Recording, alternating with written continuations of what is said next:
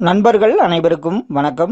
Welcome to TNPSC Ganesh YouTube channel. Friends, இந்த video பதிவில் நம்ம ஜென்ரல் ஸ்டடீஸ் ரிவிஷன், அதாவது உங்களுக்கு ஹிஸ்ட்ரி, பாலிட்டி, ஐஎன்எம், ஜாகிரபி, அதே மாதிரி சயின்ஸு, எக்கனாமிக்ஸு இதெல்லாம் சேர்ந்து 6th to 12th வரைக்கும் இப்போ இருக்கிற இதிலிருந்து கொஸ்டின்ஸ்லேருந்து, அதாவது நியூ புக்கில் இருந்து அரௌண்ட் ஒரு 499 கொஸ்டின்ஸை நம்ம ஜஸ்ட்டு ரிவிஷனாக பார்த்துடலாம். இதை நான் கேட்கவே உங்களுக்கு ரிவிஷன் ஆகும், ஆப்ஷனோட தான் இருக்கும். வாங்க என்னங்கிறத பார்த்துடலாம். முதல் கேள்வி, மக்கள் செம்பையும் கல்லையும் பயன்படுத்திய காலம் என்ன அப்படின்னு பார்த்தீங்கன்னா, மக்கள் செம்பையும் கல்லையும் பயன்படுத்திய காலம் செம்பு காலமாகும். இந்தியாவின் செம்பு கால பண்பாடு அதனோட முதிர்ந்த நிலை எது? இந்தியாவில் செம்பு கால பண்பாடோட முதிர்ந்த நிலை ஹரப்பா ஆகும். மெகாலித் என்பது என்ன சொல் ஆகும்? மெகாலித்துங்கிறது பாத்தீங்கன்னா கிரேக்க சொல் தான், மெகாலித் என்பது ஆகும். நெக்ஸ்ட் ஒன், இறந்தவர்களை புதைத்த இடங்களை கற்பலகைகளை கொண்டு மூடியதால் அது என்னவென அழைக்கப்பட்டது? அதாவது இறந்தவர்களை புதைத்த இடங்களை கற்பலகைகளை கொண்டு மூடியதால் அது பெருங்கற்காலம் என அழைக்கப்பட்டுள்ளது. ஆதிச்சநல்லூர் எந்த மாவட்டத்தில் உள்ளது? ஆதிச்சநல்லூர் பாத்தீங்கன்னா தூத்துக்குடி மாவட்டத்தில் உள்ளது. கீழடி எந்த மாவட்டத்தில் உள்ளது?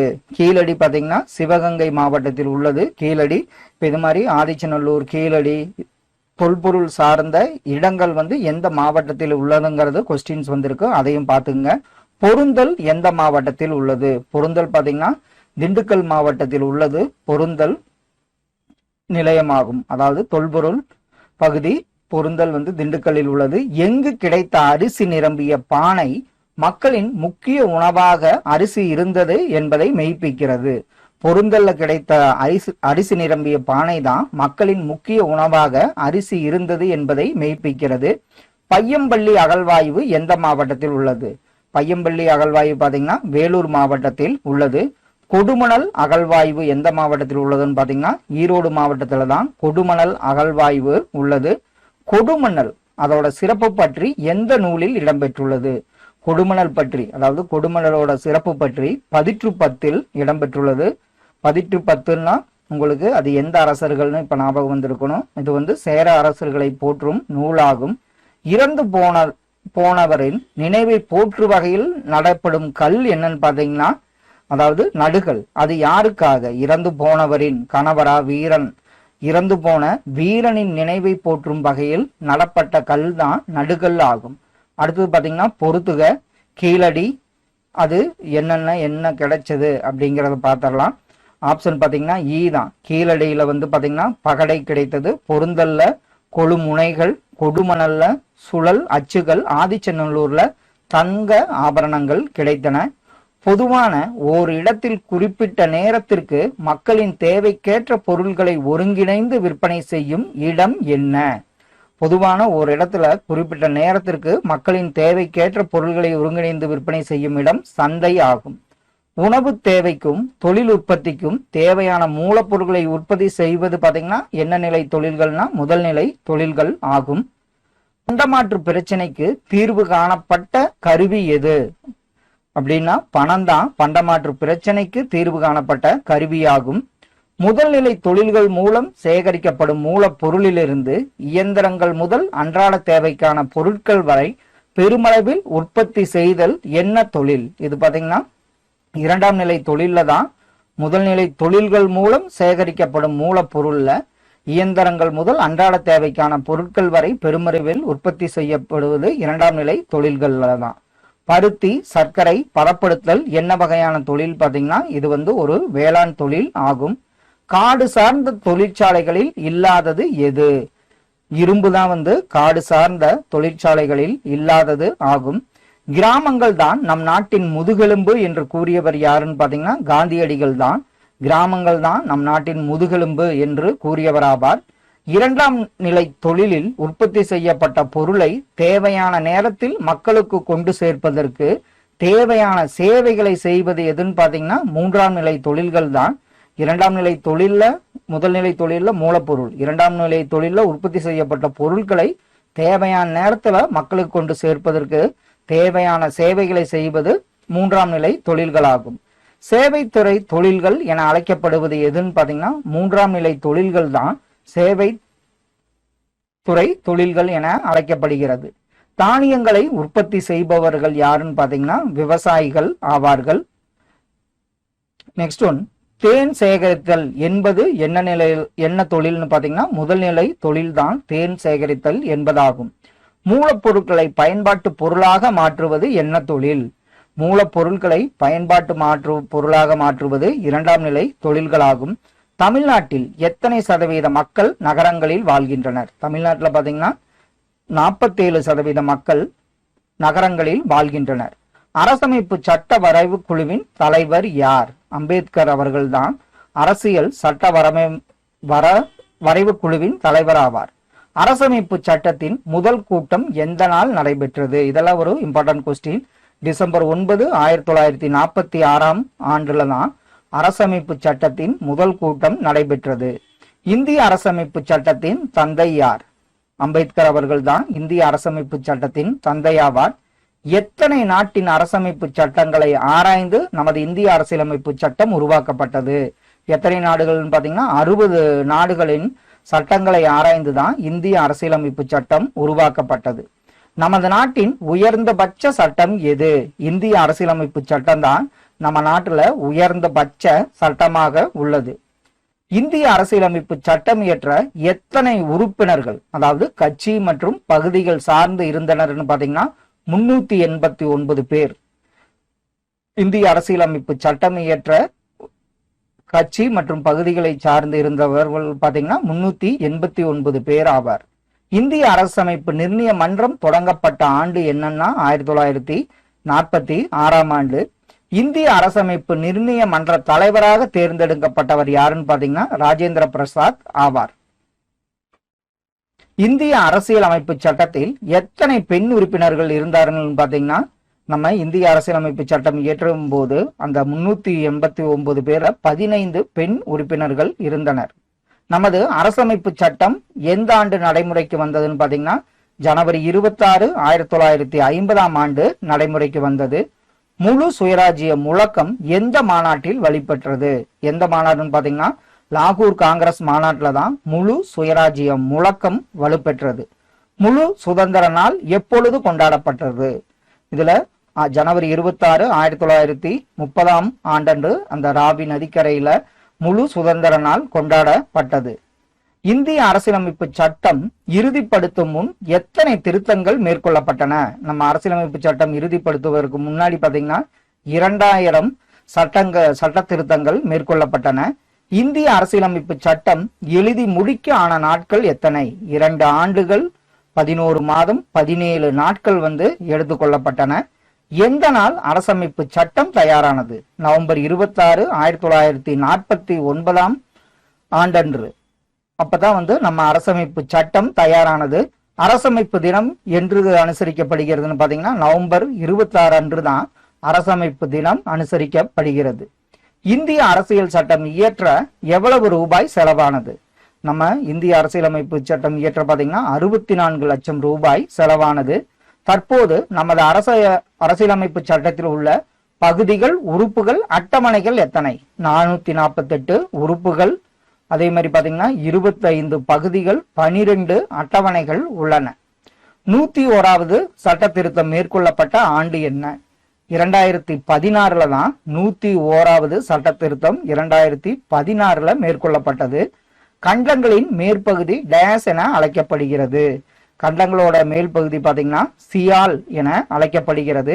கண்டங்களின் கீழ்ப்பகுதி டேஸ் என அழைக்கப்படுகிறது. கண்டங்களோட கீழ்ப்பகுதி பாத்தீங்கன்னா சிமா என அழைக்கப்படுகிறது. புவி மேலோட்டின் கருப்பொருள் யாவை? சியால் மற்றும் சிமா தான் புவி மேலோட்டின் கருப்பொருள்களாக உள்ளன. புவியின் அதிர்வலைகள் மற்றும் ஆய்வின் அடிப்படையில் எவ்வாறு பிரிக்கலாம்? புவியை நம்ம புவி மேலோடு, புவி கவசம், புவி கரு என பிரிக்கலாம். புவியின் வெளிப்புற அடுக்கு என்னவென அழைக்கப்படுகிறது? புவியின் வெளிப்புற அடுக்கு பேர் பாத்தீங்கன்னா புவி மேலோடு ஆகும். புவி மேலோட்டின் அடர்த்தி எது முதல் எதுவரை உள்ளது? அதாவது புவி மேலோட்டின் அடர்த்தி பாத்தீங்கன்னா 5 கிலோமீட்டர் முதல் 30 கிலோமீட்டர் வரை உள்ளது. புவி மேலோட்டின் அடர்வு அண்டப்பகுதியில் எப்படியும் கடற்பகுதியில் எவ்வாறும் உள்ளது. புவி மேலோட்டின் அடர்வு பாத்தீங்கன்னா கண்டப்பகுதியில் 35 கிலோமீட்டராகவும் கடற்பகுதியில் 5 கிலோமீட்டராகவும் உள்ளது. கடல் மேற்பரப்பானது டேஸ் பாறைகளால் ஆனது. கடல் மேற்பரப்பு பாத்தீங்கன்னா பசால்ட் என்னும் பாறைகளால் ஆனது. பூமி டேஸ் நிறக்கோள். பூமி வந்து பாத்தீங்கன்னா நீல நிறக்கோள் ஆகும். புவி மேலோடு மற்றும் கவசம் என்ற எல்லை மூலம் பிரிக்கப்படுகிறது. புவி மேலோடு மற்றும் கவசத்தை எந்த எல்லை மூலம் பிரிக்கப்படுகிறதுன்னு பாத்தீங்கன்னா மோகோரோவிசிக் என்ற எல்லை தான் புவி மேலோடு மற்றும் கவசத்தை பிரிக்கிறது. புவியின் மையப்பகுதி என்னவென அழைக்கப்படுகிறது? பேரிஸ்பியருங்கிறதான் புவியின் மையப்பகுதியாகும். புவி கருவிற்கும் கவசத்திற்கும் இடையே உள்ள இடைவெளி என்ன இடைவெளியாக உள்ளதுன்னு பாத்தீங்கன்னா வெய்சாட்டா என்னன்னு பாத்தீங்கன்னா வெய்சாட் குட்டன்பெர்க். இதுதான் புவி கருவிற்கும் கவசத்திற்கும் இடையே உள்ள இடைவெளி வெய்சாட் குட்டன்பெர்க் என அழைக்கப்படுகிறது. நைப் மற்றும் டேஸால் ஆனது. நைப் வந்து பாத்தீங்கன்னா நிக்கல் மற்றும் இரும்பால் ஆனது. புவியின் சுற்றளவு டேஸ் கிலோமீட்டர் ஆகும். புவியோட சுற்றளவு பாத்தீங்கன்னா 6371 கிலோமீட்டர் ஆகும். புவி கொள்ளளவில் புவி மேலோடு எத்தனை சதவீதம்? புவியோட கொள்ளளவில் புவியின் சதவீதம் பாத்தீங்கன்னா புவி மேலோடின் சதவீதம் 1% உள்ளது. புவி கொள்ளளவில் கவசம் எத்தனை சதவீதம்? புவி கொள்ளளவுல கவசம் பாத்தீங்கன்னா 84% கொண்டுள்ளது. நிலநடுக்கம், எரிமலை வெடிப்பு போன்றவை எந்த சக்திகளின் எதிர்பாராத நிகழ்வுகள்? இது வந்து பாத்தீங்கன்னா நிலநடுக்கம், எரிமலை வெடிப்பு போன்றவை அக உந்து சக்திகளின் எதிர்பாராத நிகழ்வுகளாகும். புவி மேலோட்டிற்கும் கவச மேலடுக்கிற்கும் இடையே காணப்படுவது என்னன்னு பாத்தீங்கன்னா மென்பாறை கோளம்தான் புவி மேலோடு மற்றும் கவசம் மேலடுக்கிற்கும் இடையே காணப்படுகிறது.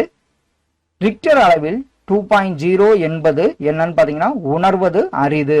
இப்ப ரிக்டர் அளவுல 2.0ங்கிறதுலாம் வந்து அதை நம்ம அறியறதுக்கு ரொம்ப கஷ்டம். ரிக்டர் அளவில் 6.0 என்பது என்னன்னு பாத்தீங்கன்னா ரிக்டர் அளவுல 6ங்கிறது வந்து ரொம்ப வலிமையானதா இருக்கும். புவி அதிர்வின் மற்றொரு தாக்கம் டேஸ் ஆகும். புவி அதிர்வின் மற்றொரு தாக்கம் எதுன்னு பாத்தீங்கன்னா எரிமலை ஆகும். எத்தனை வகையான நில அலைகள் உள்ளன? பாத்தீங்கன்னா 3 வகையான நில அலைகள். அது உங்களுக்கே தெரியும், பி அலைகள், அந்த அலைகள் எல்லாம் தெரியும். அதுல 3 வகையான நிலை அலைகள் உள்ளன. சுனாமி என்ற சொல் டேஸ் மொழி சொல்லாகும். சுனாமிங்கிறது ஜப்பான் மொழி சொல்லாகும். நிலநடுக்கத்தின் பரவல் உள்ள இடங்கள் டேஸ் ஒட்டியே காணப்படுகின்றன. நிலநடுக்கத்தின் பரவல் உள்ள இடங்கள் பாத்தீங்கன்னா எரிமலை பகுதிகளை ஒட்டியே காணப்படுகின்றன. புவியின் மேற்பரப்பில் உள்ள துளைவழியே மாக்மா என்னும் பாறை குழம்பு வெளியேறுவதை நாம் என்னவென அழைக்கிறோம் பாத்தீங்கன்னா புவியின் மேற்பரப்பில் உள்ள துளைவழியே மாக்மா என்னும் பாறை குழம்பு வெளியேறுவதை எரிமலை என அழைக்கிறோம். பாறை குழம்பு புவியின் மேற்பரப்பில் வரும்போது என்னவென அழைக்கப்படுகிறதுன்னு பாத்தீங்கன்னா அது வந்து லாவா என அழைக்கப்படுகிறது. அடுத்தது வல்கனாலஜி என்பது என்னன்னு பாத்தீங்கன்னா எரிமலை ஆய்வியல். அதுதான் வந்து வல்கனாலஜி என அழைக்கப்படுகிறது. இந்தியாவில் உள்ள செயல்படும் எரிமலை எங்குள்ளதுன்னு பாத்தீங்கன்னா பேரன் தீவு. அங்கதான் வந்து இந்தியாவில் செயல்படும் எரிமலை உள்ளது. எந்த ஒரு இடத்தில் நிலநடுக்கத்தை ஏற்படுத்துகிறதோ அந்த பகுதிக்கு பேர் என்னன்னு பாத்தீங்கன்னா அதுதான் ஒரு மைய புள்ளியா இருக்கும். அதுக்கு பேரு நிலநடுக்க மையம் ஆகும். நிலநடுக்க மையத்திற்கு மேல் புவி மேலோட்டில் அமைந்திருக்கும் புள்ளி எதுன்னு பாத்தீங்கன்னா நிலநடுக்க மேல் மைய புள்ளி என அழைக்கப்படுகிறது. புவி அதிர்வை அளவு செய்யும் கருவி எதுன்னு பாத்தீங்கன்னா நில அதிர்வுமானி தான் புவி அதிர்வை அளவு செய்யும் கருவியாகும். நில அதிர்வுமானியை கண்டுபிடித்தவர் யாருன்னு பாத்தீங்கன்னா ரிக்டர் தான் நில அதிர்வுமானியை கண்டுபிடித்தவர் ஆவார். ரிக்டர் அளவு எதன் முதல் எது வரை உள்ளதுன்னு பாத்தீங்கன்னா 0 முதல் 9 வரை உள்ளது. நைப் டேஸால் உருவாக்கப்பட்டது. அதாவது நிக்கல் மற்றும் இரும்பு, நிக்கல் மற்றும் பெரஸால் உருவாக்கப்பட்டதுதான் நைப் ஆகும். நிலநடுக்கம் மற்றும் எரிமலை வெடிப்பு டேஸ் நுனியில் அருகில் ஏற்படுகிறது. நிலநடுக்கம் மற்றும் எரிமலை வெடிப்பு பாத்தீங்கன்னா தட்டுகள் நுனியின் அருகில் ஏற்படுகின்றது. நிலநடுக்கத்தின் ஆற்றல் செறிவின் அளவினை எதன் மூலம் அறியலாம்? நிலநடுக்கத்தோட ஆற்றலை வந்து பாத்தீங்கன்னா நம்ம ரிக்டர் அளவுகோல் மூலம் நாம் அறிய முடியும். பாறை குழம்பு வெளியேறும் குறுகலான குழாயை டேஸ் என்று அழைக்கிறோம். இதுக்கு பாத்தீங்கன்னா எரிமலை வாய் என, அந்த பாறை குழம்பு வெளியேறுவத குறுகலான குழாயை எரிமலை வாய் என அழைக்கிறோம். எரிமலை குழம்பு கூம்புகள் டேஸ் ஆகும். எரிமலை குழம்பு கூம்புகள் தான் என்னது? மலைகளின் குவியலாக உள்ளது. எரிமலை குழம்பு மலைகளின் கூம்பில் உள்ள அழுத்தத்திற்கு என்ன பெயர்? அந்த எரிமலை குழம்பு மலைகளின் கூம்பில் உள்ள அழுத்தத்திற்கு லோபோலித் என அழைக்கப்படுகிறது. டேஸ் பகுதி நெருப்பு வளையம் என்று அழைக்கப்படுகிறது. பசிபிக் பகுதி தான் நெருப்பு வளையம் என்று அழைக்கப்படுகிறது. ஓர் இடத்திலிருந்து மற்றொரு இடத்திற்கு ஒரு பொருள் கடந்து வந்த பாதையின் மொத்த நீளம் என்னவென அழைக்கப்படுகிறதுனா தொலைவு என அழைக்கப்படுகிறது. ஒரு பொருளின் இயக்கத்தின் போது அதன் துவக்க நிலைக்கும் இறுதி நிலைக்கும் இடையே உள்ள மிக குறைந்த நேர்கோட்டு தொலைவிற்கு பெயர் என்னன்னு பாத்தீங்கன்னா இடப்பெயர்ச்சி என்பது ஆகும். தொலைவு மற்றும் இடப்பெயர்ச்சி எந்த அலகால் குறிப்பிடப்படுகின்றன? தொலைவு மற்றும் இடப்பெயர்ச்சி பாத்தீங்கன்னா மீட்டர் என்ற அலகால் குறிப்பிடப்படுகின்றன. கடல் மற்றும் வான்வெளி போக்குவரத்தில் பயன்படும் அலகு என்னன்னு பாத்தீங்கன்னா நாட்டிக்கல் மைல். கடல் மற்றும் வான்வெளி போக்குவரத்தில் பயன்படுவது நாட்டிக்கல் மைல் ஆகும். ஒரு நாட்டிக்கல் மைல் என்பது எவ்வளவு கிலோமீட்டர்? 1.852 கிலோமீட்டர் தான் ஒரு நாட்டிக்கல் மைலோட கிலோமீட்டர் அளவு ஆகும். கப்பல் மற்றும் விமானங்களின் வேகங்களை அளக்க பயன்படும் அலகு எதுன்னு பாத்தீங்கன்னா நாட் என்பது ஆகும். ஒரு மணி நேரத்தில் ஒரு நாட்டிக்கல் மைல் தொலைவு கடக்க தேவைப்படும் வேகம் என்னன்னு பாத்தீங்கன்னா நாட். அப்ப நாட் என்றால் என்னன்னா ஒரு மணி நேரத்துல ஒரு நாட்டிக்கல் மைல் தொலைவு கடக்க தேவைப்படும் வேகம் தான் நாட் என அழைக்கப்படுகிறது. தொலைவு மாறுபடும் வீதம் என்னவென அழைக்கப்படுகிறது? தொலைவு மாறுபடும் வீதம் வேகம் என்று அழைக்கப்படுகிறது. வேகத்தின் சமன்பாடு என்னன்னு கேட்டாங்கன்னா தொலைவு டிவைடட் பை காலம் தான் வேகத்தின் சமன்பாடு ஆகும். திசை வேகத்தின் SI அலகு என்னன்னு பாத்தீங்கன்னா மீட்டர் வினாடி பவர் -1 தான். மீட்டர் வினாடி தான் திசை வேகத்தின் SI அலகு ஆகும். ஒரு பொருளானது தன் இயக்கத்தின் போது தனது திசையினை மாற்றாமல் சீரான கால இடைவெளியில் சீரான இடப்பெயர்ச்சியை மேற்கொள்வது என்ன திசை வேகம்னு கேட்டாங்கன்னா இது சீரான திசை வேகம். ஒரு பொருள் தன்னோட இயக்கத்தில் இருக்கு, அது தனது திசையை மாற்றாமல் சீரான கால இடைவெளியில் சீரான இடப்பெயர்ச்சியை மேற்கொள்றதுக்கு பேர் பாத்தீங்கன்னா சீரான திசை வேகம் ஆகும். வெற்றிடத்தில் பயணம் செய்யும் ஒளி எதற்கு உதாரணம்? சீரான திசை வேகத்துக்கு உதாரணம் தான் வெற்றிடத்தில் பயணம் செய்யும் ஒளி ஆகும். ஒரு பொருளானது தனது திசையையோ அல்லது வேகத்தினையோ மாற்றிக்கொள்வதற்கு பெயர் என்ன? இதுக்கு பாத்தீங்கன்னா சீரற்ற திசை வேகம். அது தனது திசையை அல்லது வேகத்தினை மாற்றிக்கொள்ளும். அதுக்கு பேர் பாத்தீங்கன்னா சீரற்ற திசை வேகம் ஆகும். இரு இடங்களுக்கு இடையே உள்ள மிக குறைந்த நேர்கோட்டு பாதை என்று அதற்கு பெயர் என்னன்னு பாத்தீங்கன்னா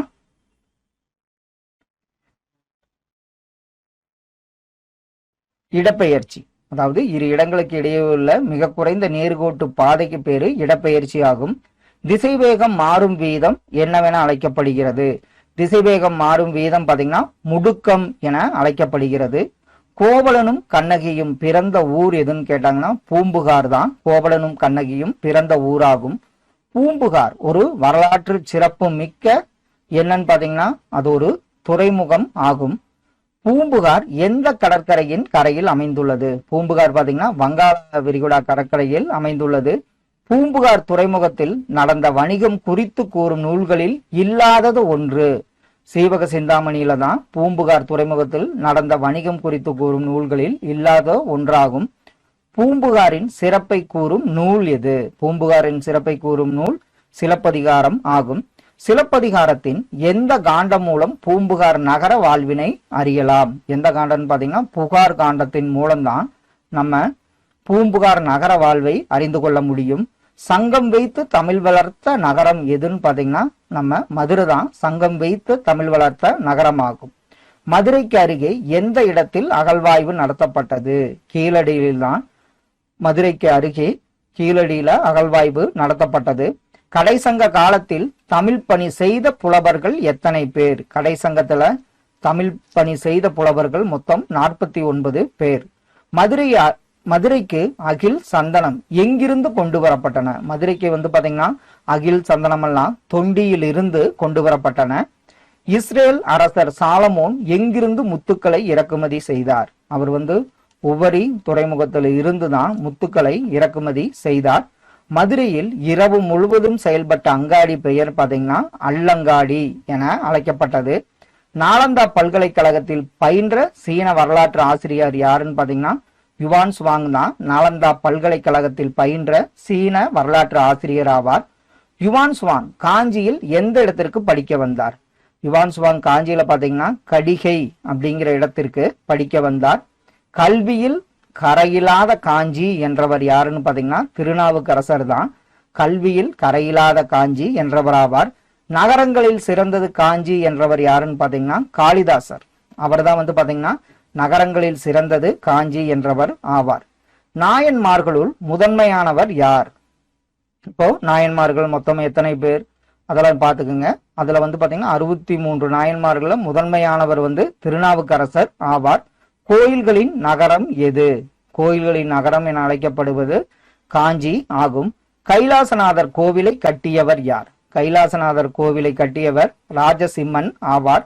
மணிமேகலை இறுதி காலத்தை எங்கு கழித்தார்? மணிமேகலை பாத்தீங்கன்னா இறுதி காலத்தை காஞ்சியில் கழித்தார்.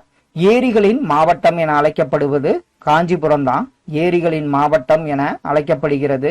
சோழநாடு இப்ப பாத்தீங்கன்னா சேரநாடுனா என்ன உடைத்துங்கிறத ஒரு முக்கியமான கொஸ்டின். இப்ப ஒவ்வொன்னா பார்க்கலாம். சோழநாடுன்னா சோறுடைத்து, சோளம் சோறு அப்படிங்கறத ஞாபகம் வச்சுங்க. சேரநாடு சேரநாடு பாத்தீங்கன்னா சான்றோர் உடைத்து. பாண்டிய நாடு உங்களுக்கே தெரியும் என்ன வரும், முத்துடைத்துன்னு வரும். தமிழர்களின் நீர் மேலாண்மையை விளக்குவது எந்த அணைன்னு பாத்தீங்கன்னா கல்லணை தான் தமிழர்களின் நீர் மேலாண்மையை விளக்குகிறது. வங்காள விரிகுடாவுடன் தொடர்பில்லாத நகரம் எதுன்னு பாத்தீங்கன்னா மதுரை ஆகும். கூடல் நகர் என அழைக்கப்படுவது பூம்புகார் தான் கூடல் நகர் என அழைக்கப்படுகிறது. ஒரு சமுதாயத்தின் செயல்பாட்டில் மனித உயிர் மற்றும் உடைமைக்கு ஆபத்தை விளைவிக்கும்படியான தொடர்ச்சியான இடையூறுகள் எதுன்னு பாத்தீங்கன்னா பேரிடர் ஆகும். அது என்ன பண்ணும், ஒரு சமுதாயத்தின் செயல்பாட்டில் மனித உயிர் மற்றும் உடைமைக்கு ஆபத்தை விளைவிக்கும்படியான தொடர்ச்சியான இடர்கள் பேரிடர் என அழைக்கப்படுகிறது. பேரிடரின் வகைகள் பாத்தீங்கன்னா இயற்கை மற்றும் செயற்கைன்னு 2 வகையான பேரிடர்கள் உள்ளன. தெற்கு ஆசியாவை சுனாமி தாக்கிய வருடம் எதுன்னு பாத்தீங்கன்னா 2004ஆம் ஆண்டு. இயற்கை பேரிடரில் இல்லாதது எது? இயற்கை பேரிடர்ங்கிறது பாத்தீங்கன்னா கூட்ட நெரிசல் இயற்கை பேரிடருக்கு உதாரணம் கிடையாது. மனிதர்களில் ஏற்படும் பேரிடர்களில் இல்லாதது எது? பனிச்சரிவு. இதெல்லாம் இயற்கையா நடக்கும், இது மனிதரால் நடப்பதில்லை. இப்ப நெருப்பு, தொழிற்சாலை விபத்து, சாலை விபத்து இதெல்லாம் மனிதர்களால் ஏற்படும் பேரிடர் ஆகும். 2007இல் இந்திய அரசு சுனாமி முன்னறிவிப்பு மையத்தை எங்கு ஏற்படுத்தியது? ஹைதராபாத்ல தான் 2007ல இந்திய அரசு சுனாமி முன்னறிவிப்பு மையத்தை ஏற்படுத்தியது. மழை பொழிவின் போது 6 மணி நேரத்திற்குள் ஏற்படும் வெள்ளப்பெருக்குக்கு பேர் என்னன்னு கேட்டாங்கன்னா திடீர் வெள்ளப்பெருக்கு ஆகும். கடற்கரை வெள்ளப்பெருக்கு ஏற்படும் காரணங்களில் இல்லாத ஒன்று எதுன்னு பாத்தீங்கன்னா மழை. இது கடற்கரை வெள்ளப்பெருக்கு ஏற்படும் காரணங்களில் இல்லாத ஒன்று ஆகும். 2004ஆம் ஆண்டு தெற்காசியாவை தாக்கிய சுனாமி எந்த இடத்தில் உருவானதுன்னு பாத்தீங்கன்னா இந்தோனேசியா அருகில் உள்ள சுமித்ரா தீவுல தான் 2004ஆம் ஆண்டு தெற்காசியாவை தாக்கிய சுனாமி உருவான இடம் ஆகும். டேஸ் மற்றும் டேஸ் பேரிடரின் போது இடர் வாய்ப்பை குறைக்க பயனுள்ளதாக உள்ளது. அது என்னன்னு பாத்தீங்கன்னா முன் அறிவிப்பு மற்றும் ஆரம்ப எச்சரிக்கை. இது ரெண்டும் கொடுத்தாவே பேரிடரின் போது இடர் வாய்ப்பு மற்றும் உயிர் தடுப்பை குறைக்க பயனுள்ளதாக உள்ளது. சென்னை வெள்ளம் எந்த ஆண்டு ஏற்பட்டதுன்னா 2005ஆம் ஆண்டு தான் சென்னை வெள்ளம் ஏற்பட்டது. தீவிரவாதம் என்ன வகையான பேரிடர்னு பாத்தீங்கன்னா மனிதனால் உண்டாகும் பேரிடர் தான் தீவிரவாதம் ஆகும். இயற்கை பேரிடருக்கு உதாரணம் இதெல்லாம் பாத்தீங்கன்னா சுனாமி இயற்கை பேரிடருக்கு உதாரணமாக உள்ளது. சுமித்ரா தீவு அமைந்துள்ள நாடு எது? இந்தோனேசியால தான் சுமித்ரா தீவு உள்ளது. இந்தியாவில் பாயும் நீளமான நதி எதுன்னு பாத்தீங்கன்னா கங்கை தான் நம்ம இந்தியாவில் பாயும் நீளமான நதியாகும். தமிழ்நாட்டில் மயில்கள் சரணாலயம் எங்கு உள்ளது? தமிழ்நாட்டுல விராலிமலையில தான் மயில்கள் சரணாலயம் உள்ளது. விராலிமலை எந்த மாவட்டத்தில் உள்ளது? விராலிமலை பாத்தீங்கன்னா புதுக்கோட்டை மாவட்டத்தில் உள்ளது. ஒரு காட்டின் மைய அச்சு விலங்காக எது உள்ளது? ஒரு காட்டோட மைய அச்சு விலங்காக உள்ளது புலி ஆகும். தமிழ்நாட்டின் மாநில மரம் எது? தமிழ்நாட்டோட மாநில மரம் பாத்தீங்கன்னா பனை ஆகும். டால்பின் எந்த ஆண்டு தேசிய நீர்வாழ் உயிரினமாக தேர்ந்தெடுக்கப்பட்டது? டால்பின் வந்து பாத்தீங்கன்னா 2010 ஆண்டு தான் தேசிய நீர்வாழ் உயிரினமாக டால்பின் தேர்ந்தெடுக்கப்பட்டது. புலி எந்த ஆண்டு தேசிய விலங்காக தேர்ந்தெடுக்கப்பட்டது? 1970 ஆண்டு தான் புலி வந்து தேசிய விலங்காக தேர்ந்தெடுக்கப்பட்டது. ஆலமரம் எந்த ஆண்டு இது விலங்குல தேசிய மரமாக தேர்ந்தெடுக்கப்பட்டது? ஆலமரம் பாத்தீங்கன்னா 1950 ஆண்டு தான் ஆலமரம் தேசிய மரமாக தேர்ந்தெடுக்கப்பட்டது. தேசிய கொடியை வடிவமைத்த பிங்காளி வெங்கையா எந்த மாநிலத்தை சார்ந்தவர்னா ஆந்திர மாநிலத்தை சார்ந்தவர் தான் பிங்காளி வெங்கையா. இவருதான் வந்து என்ன பண்ணாரு? தேசிய கொடியை வடிவமைத்தார். விடுதலை இந்தியாவின் முதல் தேசிய கொடி எங்கு நெய்யப்பட்டது? நம்ம வேலூர் பக்கத்துல குடியாத்தம்ங்கிற இடத்துலதான் விடுதலை இந்தியாவின் முதல் தேசிய கொடி நெய்யப்பட்டது. முதல் தேசிய கொடி எங்கே பாதுகாப்பாக வைக்கப்பட்டுள்ளது? சாரநாத் அருங்காட்சியகத்துல தான் முதல் தேசிய கொடி பாதுகாப்பாக வைக்கப்பட்டுள்ளது. எந்த இந்திய தாவரவியல் பூங்காவில் உலக சாதனை படைத்த ஆலமரம் உள்ளது? கொல்கத்தாவில் தான் வந்து பாத்தீங்கன்னா இந்திய தாவரவியல் பூங்காவில் உலக சாதனை படைத்த ஆலமரம் உள்ளது. கூடுகட்டி வாழும் பாம்பு எது? கூடுகட்டி வாழும் பாம்பு பாத்தீங்கன்னா ராஜநாகம் ஆகும். தேசிய கொடியின் நீளம் மற்றும் அகலம் என்ன? தேசிய கொடியின் நீளம் 3:2 என்ற விகிதத்தில் உள்ளன. தேசிய கொடியில் உள்ள சக்கரத்தில் எத்தனை ஆரங்களை கொண்டுள்ளது? தேசிய கொடியின் சக்கரத்துல பாத்தீங்கன்னா 24 ஆரங்களை கொண்டுள்ளது. தேசிய லட்சணை எந்த ஆண்டு ஏற்றுக்கொள்ளப்பட்டது? ஜனவரி 26, 1950 ஆண்டு தான் தேசிய லட்சணை ஏற்றுக்கொள்ளப்பட்டது. நெக்ஸ்ட் ஒன், தேசிய கீதம் எந்த ஆண்டு ஏற்றுக்கொள்ளப்பட்டது? ஜனவரி 24, 1950 ஆண்டு தேசிய கீதம் ஏற்றுக்கொள்ளப்பட்டது. தேசிய கீதம் முதலில் எப்பொழுது பாடப்பட்டது? 1911 டிசம்பர் 27 தான் தேசிய கீதம் வந்து முதலாக பாடப்பட்டது. தேசிய கீதத்தை எத்தனை நொடிகளில் பாட வேண்டும்? தேசிய கீதத்தை வந்து பாத்தீங்கன்னா 52 நொடிகளில் நம்ம பாட வேண்டும். தேசிய பாடல் யாரால் இயற்றப்பட்டது? சந்திர சட்டர்ஜி என்பவரால் தான் தேசிய பாடல் இயற்றப்பட்டது. தேசிய கீதத்துக்கு இணையாக தேசிய பாடல் என அறிவித்தவர் யாருன்னா ராஜேந்திர பிரசாத் அவர்கள் தான் தேசிய கீதத்துக்கு இணையானது தேசிய பாடல் என அறிவித்தவர் ஆவார். தேசிய நுண்ணுயிரி லாக்டோபாசில்லஸ் எந்த ஆண்டு தேர்ந்தெடுக்கப்பட்டது? தேசிய நுண்ணுயிராக லாக்டோபாசில்லஸ் தேர்ந்தெடுக்கப்பட்ட ஆண்டு 2012 ஆண்டாகும். சக ஆண்டு முறை யார் காலத்தில் தொடங்கியது? கனிஷ்கர் காலத்துலதான் சக ஆண்டு முறை தொடங்கப்பட்டது. ரூபியா என்ற வெள்ளி நாணயத்தை வெளியிட்டவர் யாருன்னா ஷெர்ஷா சூரி. அவர் தான் வந்து ரூபியா என்ற வெள்ளி நாணயத்தை வெளியிட்டவர் ஆவார். இந்திய குடியரசு நாடாக அறிவிக்கப்பட்ட ஆண்டு என்ன? ஜனவரி 26, 1950 தான் இந்தியா வந்து குடியரசு நாடாக அறிவிக்கப்பட்டது. பாசறைக்கு திரும்புதல் எந்த நாளில் நடைபெறுகிறது?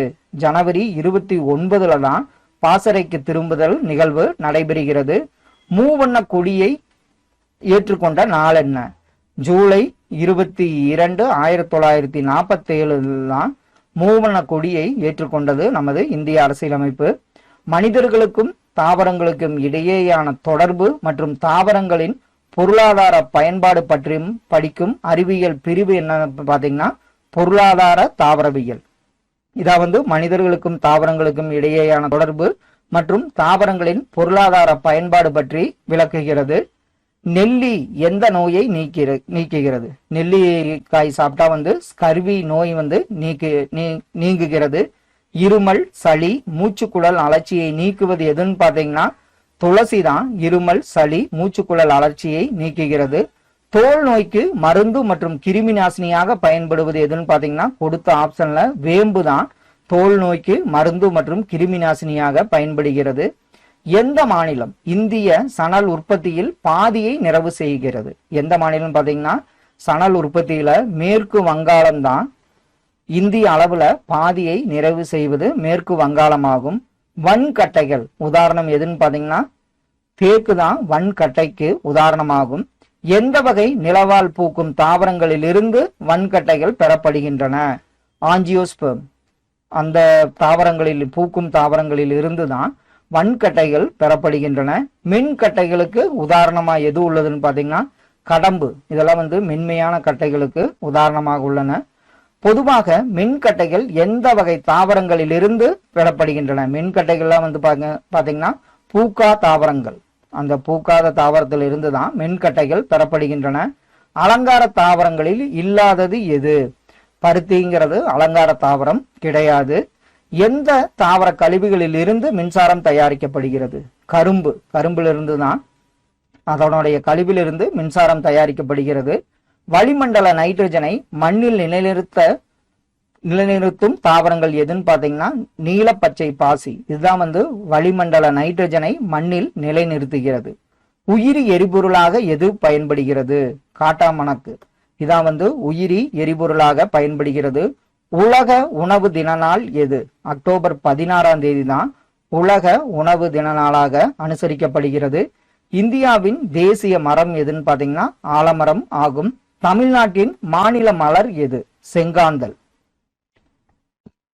செங்காந்தல் தான் நம்ம தமிழ்நாட்டின் மாநில மலர் ஆகும். எந்த தாவரத்தின் உண்ணக்கூடிய விதைகள் பருப்புகள் ஆகும்? அவரை குடும்பம். கொடுத்த ஆப்ஷன்ல பாத்தீங்கன்னா அவரை குடும்பத்தின் தாவரத்தின் உண்ணக்கூடிய விதைகள் தான் பருப்புகள் ஆகும். தாவரங்களின் மகரந்த சேர்க்கைக்கு உதவும் பறவைகளில் இல்லாதது எது? கொக்கு. இது பாத்தீங்கன்னா தாவரங்களின் மகரந்த சேர்க்கைக்கு உதவும் பறவைகளில் இல்லாதது ஆகும். இயற்பியல் அளவுகள் எத்தனை வகைப்படும்? இயற்பியல் அளவுகள் பாத்தீங்கன்னா 2 வகைப்படும். வேறு எந்த இயற்பியல் அளவுகளாலும் குறிப்பிட இயலாத இயற்பியல் அளவுகள் என்னவென அழைக்கப்படுகின்றன பாத்தீங்கன்னா அடிப்படை அளவுகள் என அழைக்கப்படுகின்றன. நீளத்தின் அலகு என்ன? நீளத்தின் அலகு பாத்தீங்கன்னா மீட்டர் ஆகும். எஸ்ஐ அலகு முறையில் எத்தனை அடிப்படை அளவுகள் உள்ளன? எஸ்ஐ அலகு முறையில் பாத்தீங்கன்னா 7 அடிப்படை அளவுகள் உள்ளன. வழி அளவுகளுக்கு உதாரணம் யாவை? வழி அளவுகளுக்கு உதாரணம் பாத்தீங்கன்னா கன அளவு. அடுத்தது, ஒழுங்கற்ற வடிவமுள்ள பொருட்களின் பரப்பளவினை எதன் மூலம் காண இயலாது? ஒழுங்கற்ற வடிவமுள்ள பரப்பளவினை சூத்திரத்தின் மூலம் நாம் காண இயலாது. திரவங்களின் கன அளவை குறிக்க பயன்படும் பொதுவான அலகு எதுன்னு பாத்தீங்கன்னா லிட்டர் தான் திரவங்களின் கன அளவை குறிக்க பயன்படும் பொதுவான அலகு ஆகும். கன சென்டிமீட்டர் என்ற அலகை எவ்வாறு குறிக்கிறோம்? இது சிசி அப்படிங்கிற அலகால் தான் கன சென்டிமீட்டர் என்ற அலகை நாம் குறிக்கிறோம். 1 லிட்டர் என்பது பாத்தீங்கன்னா 1000 சிசி, அதாவது கன லிட்டருங்கிறது 1000 சிசி ஆகும். ஒரு கேலன் என்பது 3785 ml தான் ஒரு கேலன் என அழைக்கப்படுகிறது. ஒரு அவுன்ஸுங்கிறது பாத்தீங்கன்னா எத்தனை எம்எல்னு பாத்தீங்கன்னா 30 ml தான் ஒரு அவுன்ஸ் என அழைக்கப்படுகிறது. பொருள் லேசானது அல்லது கனமானதா என்பதை தீர்மானிக்கும் அளவு என்னன்னு பாத்தீங்கன்னா அடர்த்தி தான். ஒரு பொருள் லேசா இருக்கா இல்ல கனமா இருக்கா அப்படிங்கிறது தீர்மானிக்கிறது அடர்த்தி ஆகும். அடர்த்தியின் அலகு என்ன? கிலோகிராம் மீட்டர் கியூப்ங்கிறது தான் பை மீட்டர் கியூப்ங்கிறது தான் அடர்த்தியின் அலகு ஆகும். ஒரு ஒளியாண்டு என்பது எதன் அலகு? ஒரு ஒளியாண்டு என்பது பாத்தீங்கன்னா தொலைவின் அலகாக குறிப்பிடப்படுகிறது. பின்வருவனவற்றுள் எது வழி அளவு? இப்ப இதுல பாத்தீங்கன்னா வழி அளவுங்கிறது பாத்தீங்கன்னா பரப்பு தான் பின்வருவனவற்றுள் வழி அளவாகும். மஞ்சள் ஒரு என்ன நிறங்காட்டின்னு பாத்தீங்கன்னா மஞ்சள்ங்கிறது பாத்தீங்கன்னா ஒரு இயற்கை நிறங்காட்டி ஆகும். ஒரு பொருளின் வடிவம், அளவு, பருமனில் ஏற்படும் மாற்றம் என்ன மாற்றம்னு பாத்தீங்கன்னா அது இயற்பியல் மாற்றம். அதோட வடிவம், அளவு, பருமனில் ஏற்படும் மாற்றம் இயற்பியல் மாற்றமாகும். நீர், சோடியம் ஹைட்ராக்சைடு, தேங்காய் எண்ணெய் போன்றவை எது தயாரிக்க பயன்படுகிறது? நீர், சோடியம் ஹைட்ராக்சைடு, தேங்காய் எல்லாம் பயன்படுத்தி சோப் தயாரிக்கப்படுகிறது. சோப் வேற, டிடர்ஜென்ட் வேற. நம்ம குளிக்க பயன்படுவது சோப்பு தயாரிக்க பயன்படுகிறது. கரிம உரங்களுக்கு உதாரணங்கள் யாவை? கரிம உரங்கள் பாத்தீங்கன்னா தொழு உரம் தான் கரிம உரங்களுக்கு உதாரணங்களாக உள்ளன. அமோனியம் சல்பேட்டில் எத்தனை சதவீதம் நைட்ரஜன் உள்ளது? அமோனியம் சல்பேட்ல 21% பாத்தீங்கன்னா நைட்ரஜன் உள்ளது. யூரியாவில் எத்தனை சதவீதம் நைட்ரஜன் உள்ளது? யூரியாவில் பாத்தீங்கன்னா 46% நைட்ரஜன் உள்ளது. பொட்டாசியம் நைட்ரேட்டில் எத்தனை சதவீதம் பொட்டாசியம் உள்ளது? பொட்டாசியம் நைட்ரேட்ல வந்து பாத்தீங்கன்னா 44% வந்து பொட்டாசியம் உள்ளது. சிமெண்டை கண்டுபிடித்த வில்லியம் ஆஸ்பிடின், இவர் தான் சிமெண்டை கண்டுபிடிச்சாரு. அவர் எந்த நாட்டை சார்ந்தவர்னு கேட்டாங்கன்னா அவர் வந்து இங்கிலாந்து நாட்டை சார்ந்தவர் ஆவார். உழவனின் நண்பர் யார்? மண்புழு தான் உழவனின் நண்பராக உள்ளது. சிமெண்ட், மணல், நீர்க்கலவை கலந்ததுக்கு பேர் என்னன்னு பாத்தீங்கன்னா காரை ஆகும். சிமெண்ட், மணல், நீர்க்கலவை கலந்தது காரை ஆகும். வலுவூட்டப்பட்ட காரையில் சிமெண்ட், மணல் மற்றும் இரும்பு கம்பி நீர்க்கலவை. வலுவூட்டப்பட்ட காரையில் என்ன இருக்கும்? சிமெண்ட் இருக்கும், மணல் இருக்கும், இரும்பு இருக்கும், இரும்பு கம்பி நீர்க்கலவை மற்றும் ஜல்லிக்கற்கள், அதான் வந்து காங்கிரீட். பாரிஸ் சாந்து தயாரிக்க பயன்படுவது எதுன்னு பாத்தீங்கன்னா ஜிப்சம் தான் பாரிஸ் சாந்து தயாரிக்க பயன்படுகிறது. ஜிப்சத்தின் பயன் இல்லாதது, இதுல வந்து பாத்தீங்கன்னா உலோகம் தயாரிக்க ஜிப்சம் பயன்படாது. உரம், சிமெண்ட், பாரிஸ் சாந்து தயாரிக்க ஜிப்சம் பயன்படும். மன அழுத்தத்தை நீக்க, தசை மற்றும் நரம்பை சீராக்க, தோல் நோய்களை நீக்க பயன்படுவது எதுன்னு பாத்தீங்கன்னா எப்சம். இதுதான் வந்து மன அழுத்தத்தை நீக்க, தசை மற்றும் நரம்பை சீராக்க, தோல் நோய்களை நீக்க பயன்படுகிறது. பாரிஸ் சாந்து ஜிப்சத்தை என்ன செய்யும் போது கிடைக்கிறது? பாரிஸ் சாந்தை வந்து வெப்பப்படுத்தும் போது, அதாவது ஜிப்சத்தை வெப்பப்படுத்தும் போதுதான் அதிலிருந்து நமக்கு என்ன கிடைக்கிறதுனா பாரிஸ் சாந்து நமக்கு கிடைக்கிறது. பீனாலின் நிறம் என்ன? பீனால் வந்து பாத்தீங்கன்னா நிறம் அற்றது ஆகும். சோப்புகளின் முதன்மை மூலம் தாவர எண்ணெய் மற்றும் டேஸ். சோப்புகளோட முதன்மை மூலம் தாவர எண்ணெய் மற்றும் விலங்கு கொழுப்பு. உயிர் உள்ளவையும் உயிர் அற்றவையும் சேர்ந்துள்ள ஒரு கூட்டு அமைப்பின் பெயர் என்னன்னு கேட்டாங்கன்னா சூழ்நிலை மண்டலத்துல தான் உயிர் உள்ளதும் இருக்கும், உயிர் அற்றவையும் இருக்கும். சூழ்நிலை மண்டலத்தின் ஒளி, வெப்பம், காற்று, காற்றின் ஈரப்பதம் போன்றவை என்ன கூறுகள்? இப்போ சூழ்நிலை மண்டலத்துல ஒளி, வெப்பம், காற்று, காற்றின் ஈரப்பதம் போன்றவை எல்லாம் பாத்தீங்கன்னா அதனுடைய இயற்பியல் கூறுகள் ஆகும். தனக்கான உணவை தானே உற்பத்தி செய்யக்கூடிய உயிரினங்களுக்கு பேரு பாத்தீங்கன்னா உற்பத்தியாளர்கள் ஆவார்கள். தனக்கான உணவை தானே உற்பத்தி செய்து கொள்ள முடியாத உயிரினங்கள் பாத்தீங்கன்னா நுகர்வோர்கள். அவங்க தான் அவங்க கிட்ட இருந்து என்ன வாங்கிறோம்? உற்பத்தியாளர்கள் இருந்து நுகர்வோர்கள் பெற்றுக்கொள்கின்றன. தாவர உண்ணிகளில் இல்லாதது எது? சிறுத்தை வந்து தாவர உண்ணி கிடையாது. ஊன் உண்ணிகளில் இல்லாதது எதுன்னு பாத்தீங்கன்னா ஆடு. இதெல்லாம் வந்து சிங்கம், புலி, தவளை எல்லாம் ஊன் உண்ணி. ஆடு வந்து ஊன் உண்ணி கிடையாது. அனைத்துண்ணிகள், காகம் வந்து பாத்தீங்கன்னா அனைத்துண்ணி ஆக உள்ளது. பாக்டீரியா, பூஞ்சை, இது என்னவென அழைக்கப்படுகின்றதுன்னு பாத்தீங்கன்னா சிதைப்பவைகள். பாக்டீரியா, பூஞ்சை எல்லாம் சிதைப்பவைகளாக உள்ளன. புற்கள் எதற்கு எடுத்துக்காட்டு? புற்கள் வந்து பாத்தீங்கன்னா உற்பத்தியாளருக்கு எடுத்துக்காட்டு புற்கள் ஆகும். நுகர்வோர்களுக்கு எடுத்துக்காட்டுகளில் இல்லாதது எது? நுகர்வோர், அதாவது புற்கள் வந்து நுகர்வோர்ல எடுத்துக்காட்டுகளில் இல்லாத ஒன்று. சிதைப்பவைகளுக்கு எடுத்துக்காட்டுகள் யாவை? பாக்டீரியாக்கள் தான் சிதைப்பவைகளுக்கு எடுத்துக்காட்டாக உள்ளன. உணவு சங்கிலியின் மூலம் கிடைக்கும் ஆற்றல் எதிலிருந்து தொடங்குகிறது? உணவு சங்கிலினா ஸ்டார்டிங்ல எதிலிருந்து தொடங்கிறதுனா சூரிய ஒளி, அதிலிருந்து தான் கிடைக்கும் ஆற்றல் வந்து சூரிய ஒளியிலிருந்து கிடைக்கிறது. எத்தனை வகை நுகர்வோர்கள் உள்ளனர்? 4 வகையான நுகர்வோர்கள் உள்ளனர். 4ஆம் நிலை நுகர்வோர்கள் எதை உண்ணும்? இப்ப 4ஆம் நிலை நுகர்வோர்கள் எதை உண்ணும்னா பாத்தீங்கன்னா 3ஆம் நிலை நுகர்வோர்களை உண்ணுவதுதான் 4ஆம் நிலை நுகர்வோர்கள் ஆவார்கள். மட்கும் கழிவுகள், மட்காத கழிவுகள் என பிரிக்கப்படுவது எந்த கழிவுனா திடக்கழிவுகள் தான். மட்கும் கழிவுகள், மட்காத கழிவுகள் என பிரிக்கப்படுகிறது.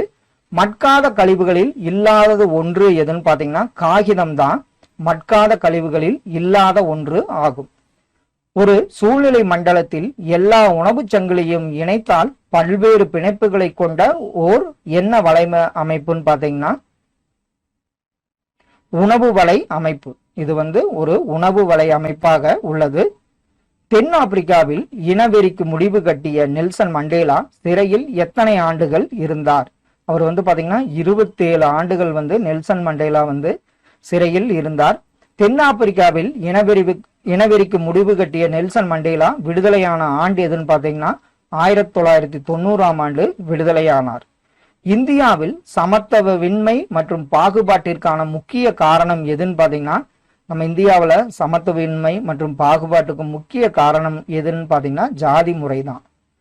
அடுத்தது, இந்திய அரசமைப்பு எந்த பிரிவு சட்டத்தின் முன் அனைவரும் சமம் என்று கூறுகிறது. எந்த பிரிவுன்னு பாத்தீங்கன்னா பிரிவு 14 தான். இந்திய அரசியலமைப்பின் பிரிவு 14 சட்டத்தின் முன் அனைவரும் சமம் என்று கூறுகிறது. அப்துல் கலாம் ஐயா பாரத ரத்னா விருது பெற்ற ஆண்டு எதுன்னு பாத்தீங்கன்னா 1997 ஆண்டு தான் கலாம் அவர்கள் பாரத ரத்னா விருது பெற்றார். இந்தியாவின் ஏவுகணை மனிதர் என அழைக்கப்படுபவர் அப்துல் கலாம் ஆவார். அப்துல் கலாம் அவர்கள் பிறந்த நாள் என்னவா இருக்குன்னு பாத்தீங்கன்னா அக்டோபர் 5ஆம் நாள். இதுதான் வந்து மாணவர் தினமாக அனுசரிக்கப்படுகிறது. அப்துல் கலாம் பிறந்த நாள் என்ன தினமாக அனுசரிக்கப்படுகிறது அதவே நான் இப்ப சொல்லிட்டேன். அப்துல் கலாம் தினம் பாத்தீங்கன்னா மாணவர் பிறந்த தினமாக மாணவர்கள் தினமான ஐயா அப்துல் கலாம் பிறந்த நாள் மாணவர் தினமாக அனுசரிக்கப்படுகிறது. அப்துல் கலாம் அவர்கள் எழுதிய புத்தகம் இல்லாதது எதுன்னு பாத்தீங்கன்னா டிஸ்கவரி ஆஃப் இந்தியா. இது வந்து நேருவால் எழுதப்பட்டது. இது வந்து ஐயா எழுதுனது கிடையாது. விஸ்வநாதன் ஆனந்த் பத்மபூஷன் பெற்ற ஆண்டு பாத்தீங்கன்னா 2007ஆம் ஆண்டு தான் விஸ்வநாதன் ஆனந்த் அவர்கள் பத்மபூஷன் பெற்ற ஆண்டாகும். உலக கேரம் சாம்பியன் 2008 வென்றவர் பாத்தீங்கன்னா இளவழகி ஆவார். எந்த விதியின்படி தீண்டாமை ஒழிக்கப்பட்டது? பிரிவு 17 படிதான் தீண்டாமை வந்து ஒழிக்கப்பட்டது. டாக்டர் PR அம்பேத்கர் சுதந்திர இந்தியாவின் முதல் என்ன அமைச்சராக இருந்தார்னு பாத்தீங்கன்னா அம்பேத்கர் அவர்கள் வந்து சுதந்திர இந்தியாவின் முதல் சட்ட அமைச்சர் ஆவார். டாக்டர் PR அம்பேத்கர் அவர்களுக்கு பாரத ரத்னா வழங்கப்பட்ட ஆண்டு 1990ஆம் ஆண்டுல வந்து அவருக்கு வழங்கப்பட்டது. எந்த ஆண்டு ஹரப்பா மற்றும் மொகஞ்சதாரா நகரங்களை ஆய்வு செய்து உலகின் பார்வைக்கு கொண்டு வந்தனர்? 1920ஆம் ஆண்டு தான் ஹரப்பா மற்றும் மொகஞ்சதாரா நகரங்களை ஆய்வு செய்து உலகின் பார்வைக்கு கொண்டு வந்தனர். புதையுண்ட நகரம் எது அப்படின்னு கேட்டாங்கன்னா ஹரப்பா தான் புதையுண்ட நகரமாகும். 1856இல் எந்தெந்த இடத்திற்கு இடையே ரயில் பாதை அமைத்த பொழுது சுட்ட செங்கற்கள் காணப்பட்டன? லாகூர் டு கராச்சி இந்த இடத்துலதான் வந்து பாத்தீங்கன்னா ரயில் பாதை அமைக்க வந்து திட்டமிடப்பட்டு தோண்டப்பட்டது. அப்பதான் வந்து சுட்ட செங்கற்கள் கண்டெடுக்கப்பட்டன. ஹரப்பா மற்றும் மொகஞ்சதாராவில் பழமையானது எதுன்னு கேட்டாங்கன்னா ஹரப்பா தான் வந்து இருக்கிறதுலேயே மொகஞ்சதாராவை விட பழமையானது. இந்திய தொல்லியல் துறை அமைக்கப்பட்ட ஆண்டு பாத்தீங்கன்னா 1861ஆம் ஆண்டு இந்திய தொல்லியல் துறை அமைக்கப்பட்டது. இந்திய தொல்லியல் துறை யார் உதவியால் அமைக்கப்பட்டதுன்னு கேட்டாங்கன்னா டாக்டர் கன்னிங்காம் இவர் தான் வந்து இந்திய தொல்லியல் துறையை வந்து இவருடைய உதவியால் அமைக்கப்பட்டது, கன்னிங்ஹாம் உதவியால். இந்திய தொல்லியல் துறை தலைமையகம் எங்குள்ளதுன்னு பாத்தீங்கன்னா புதுதில்லியில் உள்ளது. ஹரியானா மாநிலத்தில் தானிய களஞ்சியம் எந்த இடத்தில் காணப்பட்டது? ஹரியானாவில் பாத்தீங்கன்னா ராகி கர்கி அப்படிங்கிற இடத்துலதான் தானிய களஞ்சியம் காணப்பட்டது. குஜராத்தில் கப்பல் கட்டும் தளம் எங்கு கண்டுபிடிக்கப்பட்டது? குஜராத்தில் கப்பல் கட்டும் தளம் லோத்தல்ங்கிற பகுதியில் கண்டுபிடிக்கப்பட்டது. மனிதர்களால் முதலில் கண்டுபிடிக்கப்பட்ட உலோகம் எதுன்னு கேட்டாங்கன்னா செம்பு தான் மனிதர்களால் முதலில் கண்டுபிடிக்கப்பட்ட உலோகமாகும். சிந்துவெளியின் காலப்பகுதி என்ன? சிந்துவெளியோட காலப்பகுதி பாத்தீங்கன்னா வெண்கல காலமாக உள்ளது. சிந்துவெளி மக்களுக்கு டேஸ் பயன் தெரியாது. சிந்துவெளி மக்களுக்கு வந்து பாத்தீங்கன்னா இரும்பின் பயன் தெரியாது. ஹரப்பா நாகரிகம் எப்போது சரிய தொடங்கியது? பொது ஆண்டுக்கு முன் 1900ஆம் ஆண்டுல தான் வந்து ஹரப்பா நாகரிகம் சரிய தொடங்கியது. கதிரியக்க கார்பன் முறை 14 அதனோட பயன் என்னன்னு பாத்தீங்கன்னா ஒரு பொருளின் வயதை அறியும் முறைதான் கதிரியக்க கார்பன் முறை 14 பயனாகும். உலகில் முதலில் கட்டப்பட்ட பொதுக்குளம் எங்கு உள்ளது? பொதுக்குளம் பாத்தீங்கன்னா முதலில் கட்டப்பட்ட பொதுக்குளம் மொகஞ்சதாராவில் உள்ளது. மட்பாண்டங்களில் எந்த வண்ணத்தில் அழகிய வேலைப்பாடு செய்தனர்? மட்பாண்டல பாத்தீங்கன்னா கருப்பு வண்ணத்துல தான் சிந்துவெளி மக்கள் அழகிய வேலைப்பாடுகளை செய்தனர். முதல் எழுத்து வடிவம் யாரால் உருவாக்கப்பட்டது? சுமேரியர்கள் அவர்களால் தான் முதல் எழுத்து வடிவம் உருவாக்கப்பட்டது. வெண்கலத்தாலான நடனமாது சிலை எங்கு கிடைத்தது? வெண்கலத்தாலான நடனமாது சிலை பாத்தீங்கன்னா மொகஞ்சதாராவில் கிடைத்தது. அமர்ந்த நிலையில் உள்ள ஆண் சிலை எங்கு கண்டுபிடிக்கப்பட்டது? மொகஞ்சதாராவில் தான் அமர்ந்த நிலையில் உள்ள ஆண் சிலை வந்து கண்டுபிடிக்கப்பட்டது. ஹரப்பா நாகரிகம் டேஸ் நாகரிகம் எனலாம். ஹரப்பா நாகரிகத்தை நம்ம வந்து பாத்தீங்கன்னா நகர நாகரிகம் என அழைக்கலாம். வளங்களின் வகைகளில் இல்லாதது எது? இதுல வந்து பாத்தீங்கன்னா கொடுக்கப்பட்ட ஆப்ஷன்ல அறிவியல் வளங்கள்ங்கிறது கொடுக்கப்பட்ட வளங்களின் வகைகளில் இல்லாதது ஆகும். பண மதிப்பற்ற வளங்கள் எதுன்னு பாத்தீங்கன்னா இதெல்லாம் வந்து நம்ம காற்றெல்லாம் பணம் கொடுத்து வாங்க தேவையில்லை. அதான் வந்து பண மதிப்பற்ற வளங்கள் ஆகும். பண மதிப்புள்ள வளங்கள் எதுன்னு பார்த்தீங்கன்னா பெட்ரோலியம், இதெல்லாம் வந்து பார்த்தீங்கன்னா பண மதிப்புள்ள வளங்கள் ஆகும். டேஸ் வளங்கள் முதல்நிலை செயல்பாடுகள் ஆகும். இயற்கை வளங்கள் தான் முதல்நிலை செயல்பாடுகளாக உள்ளன. முதல்நிலை செயல்பாடுகள் என்பது எதுன்னு பார்த்தீங்கன்னா வேட்டையாடினது தான் முதல்நிலை செயல்பாடுகள் ஆகும். டேஸ் வளங்கள் இரண்டாம் நிலை செயல்பாடுகள் ஆகும். மனிதனால் உருவாக்கப்பட்ட வளங்கள் தான் இரண்டாம் நிலை செயல்பாடுகளாக உள்ளன. இரண்டாம் நிலை செயல்பாடுகள் எதுன்னு பார்த்தீங்கன்னா கொடுக்கப்பட்டதில் பார்த்தீங்கன்னா சர்க்கரை ஆலை தான் இரண்டாம் நிலை செயல்பாடுகள் ஆகும். டேஸ் வளங்கள் மூன்றாம் நிலை செயல்பாடுகள், மனித வளங்கள் தான் மூன்றாம் நிலை செயல்பாடுகளாக உள்ளன. மூன்றாம் நிலை செயல்பாடுகளில் இல்லாதது எது? இப்போ பள்ளி, அறிவியலாளர், உற்பத்தி மற்றும் விநியோகத்திற்கு அனைத்து சேவை, இதெல்லாம் வந்து மூன்றாம் நிலை செயல்பாடு. விவசாயம்ங்கிறது மூன்றாம் நிலை செயல்பாடு கிடையாது. உயிரற்ற வளங்களுக்கு உதாரணம் எதுன்னு பார்த்தீங்கன்னா காற்று வந்து உயிரற்ற வளங்களுக்கு உதாரணமாக உள்ளன. புதுப்பிக்க இயலாத வளங்களுக்கு உதாரணம் நிலக்கரி. நிலக்கரியில யூஸ் பண்ணிட்டா நம்ம மறுபடியும் யூஸ் பண்ண முடியாது. இது வந்து புதுப்பிக்க இயலாத வளங்களுக்கு உதாரணமாக உள்ளது. தனிநபர் வீடு எந்த வகையான வளங்களுக்கு உதாரணம்? இது வந்து எதன் அடிப்படையினா உரிமையின் அடிப்படையில் தனிநபர் வீடு வந்து உரிமையின் அடிப்படையில் வளங்களுக்கு உதாரணம். இது தோற்றத்தின் அடிப்படை கிடையாது, வளர்ச்சியின் அடிப்படை கிடையாது, புதுப்பித்தலின் அடிப்படையும் கிடையாது. உள்ளூர் வளங்களுக்கு உதாரணம் பார்த்தீங்கன்னா கங்காரு. இதெல்லாம் வந்து சூரிய ஒளி, காற்று, இதெல்லாம் இல்லை. கங்காருன்னா ஒரு குறிப்பிட்ட பகுதியில் வரும், அது வந்து உள்ளூர் வளங்களுக்கு உதாரணமாக உள்ளது. கடல் ஈஸ்ட் எந்த வளத்திற்கு எடுத்துக்காட்டாகும்? கடல் ஈஸ்ட்னு பார்த்தீங்கன்னா மறைந்திருக்கும் வளங்களுக்கு உதாரணம் தான் கடல் ஈஸ்ட் ஆகும். கடல் ஈஸ்டின் பயன்களில் இல்லாதது ஒன்று. இதுல மின்சாரம் தயாரித்தல்ங்கிறது கடல் ஈஸ்டின் பயன்களில் இல்லாத ஒன்று ஆகும். மனிதன் புவியை தோண்டும் போது முதலில் கண்டது எதுன்னு பார்த்தீங்கன்னா தாமிரத்தை தான் மனிதன் வந்து புவியை தோண்டும் போது முதலில் கண்டான். எந்த காடுகள் உலகின் பெரும் மருந்தகம் என அழைக்கப்படுகிறதுன்னு பார்த்தீங்கன்னா வெப்பமண்டல மலைக்காடுகள் தான் உலகின் பெரும் மருந்தகம் என அழைக்கப்படுகிறது. சின்கோனா மரத்தின் எந்த பகுதியில் இருந்து மருந்து பொருள் கிடைக்கிறது? சின்கோனா மரத்தின் மரப்பட்டையிலிருந்து தான் மருந்து பொருள் கிடைக்கிறது. எந்த வளங்களை நாடுகளுக்கு இடையே உள்ள ஒப்பந்தம் மூலம் பெற முடியும்? பன்னாட்டு வளங்களை தான் நாடுகளுக்கு இடையே உள்ள ஒப்பந்தம் மூலம் நாம் பெற முடியும். திமிங்கல புணுகு டேஸ் தயாரிக்க பயன்படுகிறது. திமிங்கலத்தோட புணுகு வந்து பாத்தீங்கன்னா வாசனை திரவியம் தயாரிக்க பயன்படுகிறது. வளங்கள் மனிதனின் பேராசைக்கு அன்று அவனது தேவைக்கு மட்டுமே என்ற கூற்றை கூறியவர் யாருன்னு பாத்தீங்கன்னா காந்தி அவர்கள் தான். வளங்கள்ங்கிறது பாத்தீங்கன்னா மனிதன் பேராசைக்கு கிடையாது, அவனது தேவைக்கு மட்டுமே என்ற கூற்றை கூறியவர் அண்ணல் காந்தியடிகள் ஆவார். வளங்களை பாதுகாக்க வழிமுறைகள், இதுல உங்களுக்கு நம்ம இதுல படிச்சிருப்போம் 3R: ரெடியூஸ், ரீயூஸ், ரீசைக்கிள். இதா வந்து வளங்களை பாதுகாக்கும் வழிமுறைகள் ஆகும். குறைத்தல், மறுபயன்பாடு, மறுசுழற்சி செய்தல் என்பதாகும். வளங்களை கையாளுதல் வளங்களின் பாதுகாப்பு. வளங்களை வந்து நம்ம கவனமாக கையாளுதான் வளங்களின் பாதுகாப்பு என அழைக்கப்படுகிறது. குறிப்பிட்ட பகுதிகளில் காணப்படும் வளங்கள் என்ன வளங்கள்னு பார்த்தீங்கன்னா உள்ளூர் வளங்கள் என அழைக்கப்படுகிறது. தற்போது பயன்படுத்தப்படும் வளங்கள் டேஸ் வளங்களாகும். இப்ப நம்ம பயன்படுத்துகிற வளங்கள் எல்லாம் பார்த்தீங்கன்னா கண்டுபிடிக்கப்பட்ட வளங்களாக உள்ளன. டேஸ் வளம் மிகவும் மதிப்பு மிக்க வளமாகும். மனித வளம்தான் மிகவும் மதிப்பு மிக்க வளமாக உள்ளது. இயற்கை வளங்களை சேகரித்தல் டேஸ் எனப்படுகிறது. இயற்கை வளங்களை சேகரித்தல் பார்த்தீங்கன்னா வள திட்டமிடல் என அழைக்கப்படுகிறது. இப்போ இதில் வந்து ஒரு சின்ன கணக்கும் இருக்கு. 8, 12, 16, 26 வகுப்பட்டு மீதம் 3 கொடுக்கிற மிகச்சிறிய எண் எதுன்னு பார்த்தீங்கன்னா கொடுக்கப்பட்ட ஆப்ஷன்ல 72, 85, 42, 51. 51 தான் மீதி 3 கொடுக்கிற மிகச்சிறிய எண்ணாகும். 2 எண்களின் விகிதம் பார்த்தீங்கன்னா 5:9 மற்றும் அவையின் மீசிமா பார்த்தீங்கன்னா 450 எனில் அவ்வேறு எண்களில் சிறிய எண் எதுன்னு பார்த்தீங்கன்னா 50 தான் சிறிய எண் ஆகும்.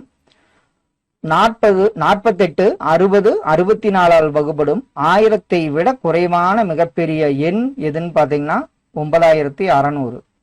ஆப்ஷன் 9000, 9600, 9800, 9400. இதுல வந்து 9600ங்கிறது சரியான விடை.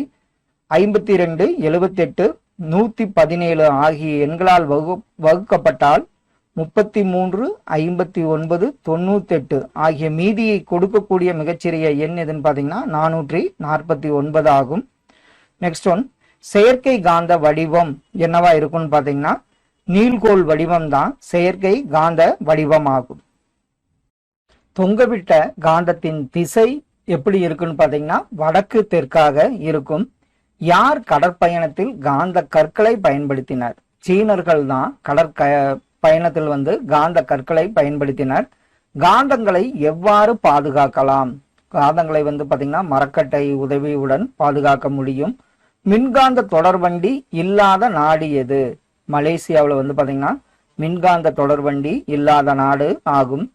காந்த திசை காட்டும் கருவி பயன்படாத இடம் எதுன்னு பாத்தீங்கன்னா அலுவலகத்துல காந்த திசை காட்டும் கருவி பயன்படாத இடமாகும். மனித எலும்பு மண்டலத்தில் எத்தனை எலும்புகள் உள்ளன? மனித எலும்பு மண்டலத்தில் பாத்தீங்கன்னா மொத்தம் 206 எலும்புகள் உள்ளன. விலா எலும்பில் எத்தனை இணைகள் உள்ளன? விலா எலும்புல பாத்தீங்கன்னா 12 இணைகள் உள்ளன. நமது உடலின் மிகச்சிறிய எலும்பு எதுன்னு பாத்தீங்கன்னா காது எலும்பு தான். நம்ம உடல்லையே மிகச்சிறிய எலும்பு எதுன்னு கேட்டாங்கன்னா காது எலும்பு ஆகும். செரிமானத்தில் உட்கிரகித்தல் எங்கிருந்து நடைபெறுகிறது? அதாவது செரிமானத்தில் உட்கிரகித்தல் வந்து பாத்தீங்கன்னா சிறுகுடலில் இருந்து நடைபெறுகிறது. நுரையீரலை சுற்றி காணப்படும் பாதுகாப்பு படலத்தின் பெயர் என்னன்னு பாத்தீங்கன்னா புளோரா ஆகும். மனித நுரையீரலில் எத்தனை நுண் காற்றுப்பைகள் உள்ளன? மனித நுரையீரல பாத்தீங்கன்னா 300 மில்லியன் நுண் காற்றுப்பைகள் உள்ளன. இதயம் எந்த உறையால் சூழப்பட்டுள்ளது? இதயம் பாத்தீங்கன்னா பெரிகார்டியம் உறையால் சூழப்பட்டுள்ளது. இரத்த சிவப்பு அணுக்கள் எங்கு உற்பத்தியாகின்றன? இரத்த சிவப்பு அணுக்கள் பாத்தீங்கன்னா எலும்பு மஜ்ஜையில் உற்பத்தியாகின்றன. நரம்பு மண்டலம் எதனால் ஆனது? நரம்பு மண்டலம் பாத்தீங்கன்னா நியூரான்களில் ஆனது. சிறுநீரகத்தின் செயல் அடிப்படை அலகு என்ன? சிறுநீரகத்தின் செயல் அடிப்படை அலகு நெப்ரான்கள் ஆகும். மனிதனின் முதன்மையான சுவாச உறுப்பு எதுன்னு பாத்தீங்கன்னா நுரையீரல் தான் மனிதனோட முதன்மையான சுவாச உறுப்பு ஆகும். புவி சூரிய குடும்பத்தின் எத்தனையாவது கோள்? புவி வந்து சூரிய குடும்பத்தில 3வது கோளாக உள்ளது. காஸ்மாஸ் என்பது என்ன வகை சொல்? காஸ்மாஸ்ங்கிறது கிரேக்க சொல் ஆகும்.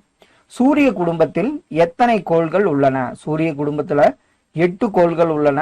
9 கோள்னு முதல்ல படிச்சுட்டு இருப்போம். இப்போ 2006க்கு பின்னாடி பாத்தீங்கன்னா 8 கோள்கள் உள்ளன. டேஸ் மற்றும் டேஸ் கோள்களுக்கு இடையே சிறுகோள் மண்டலம் காணப்படுகிறது.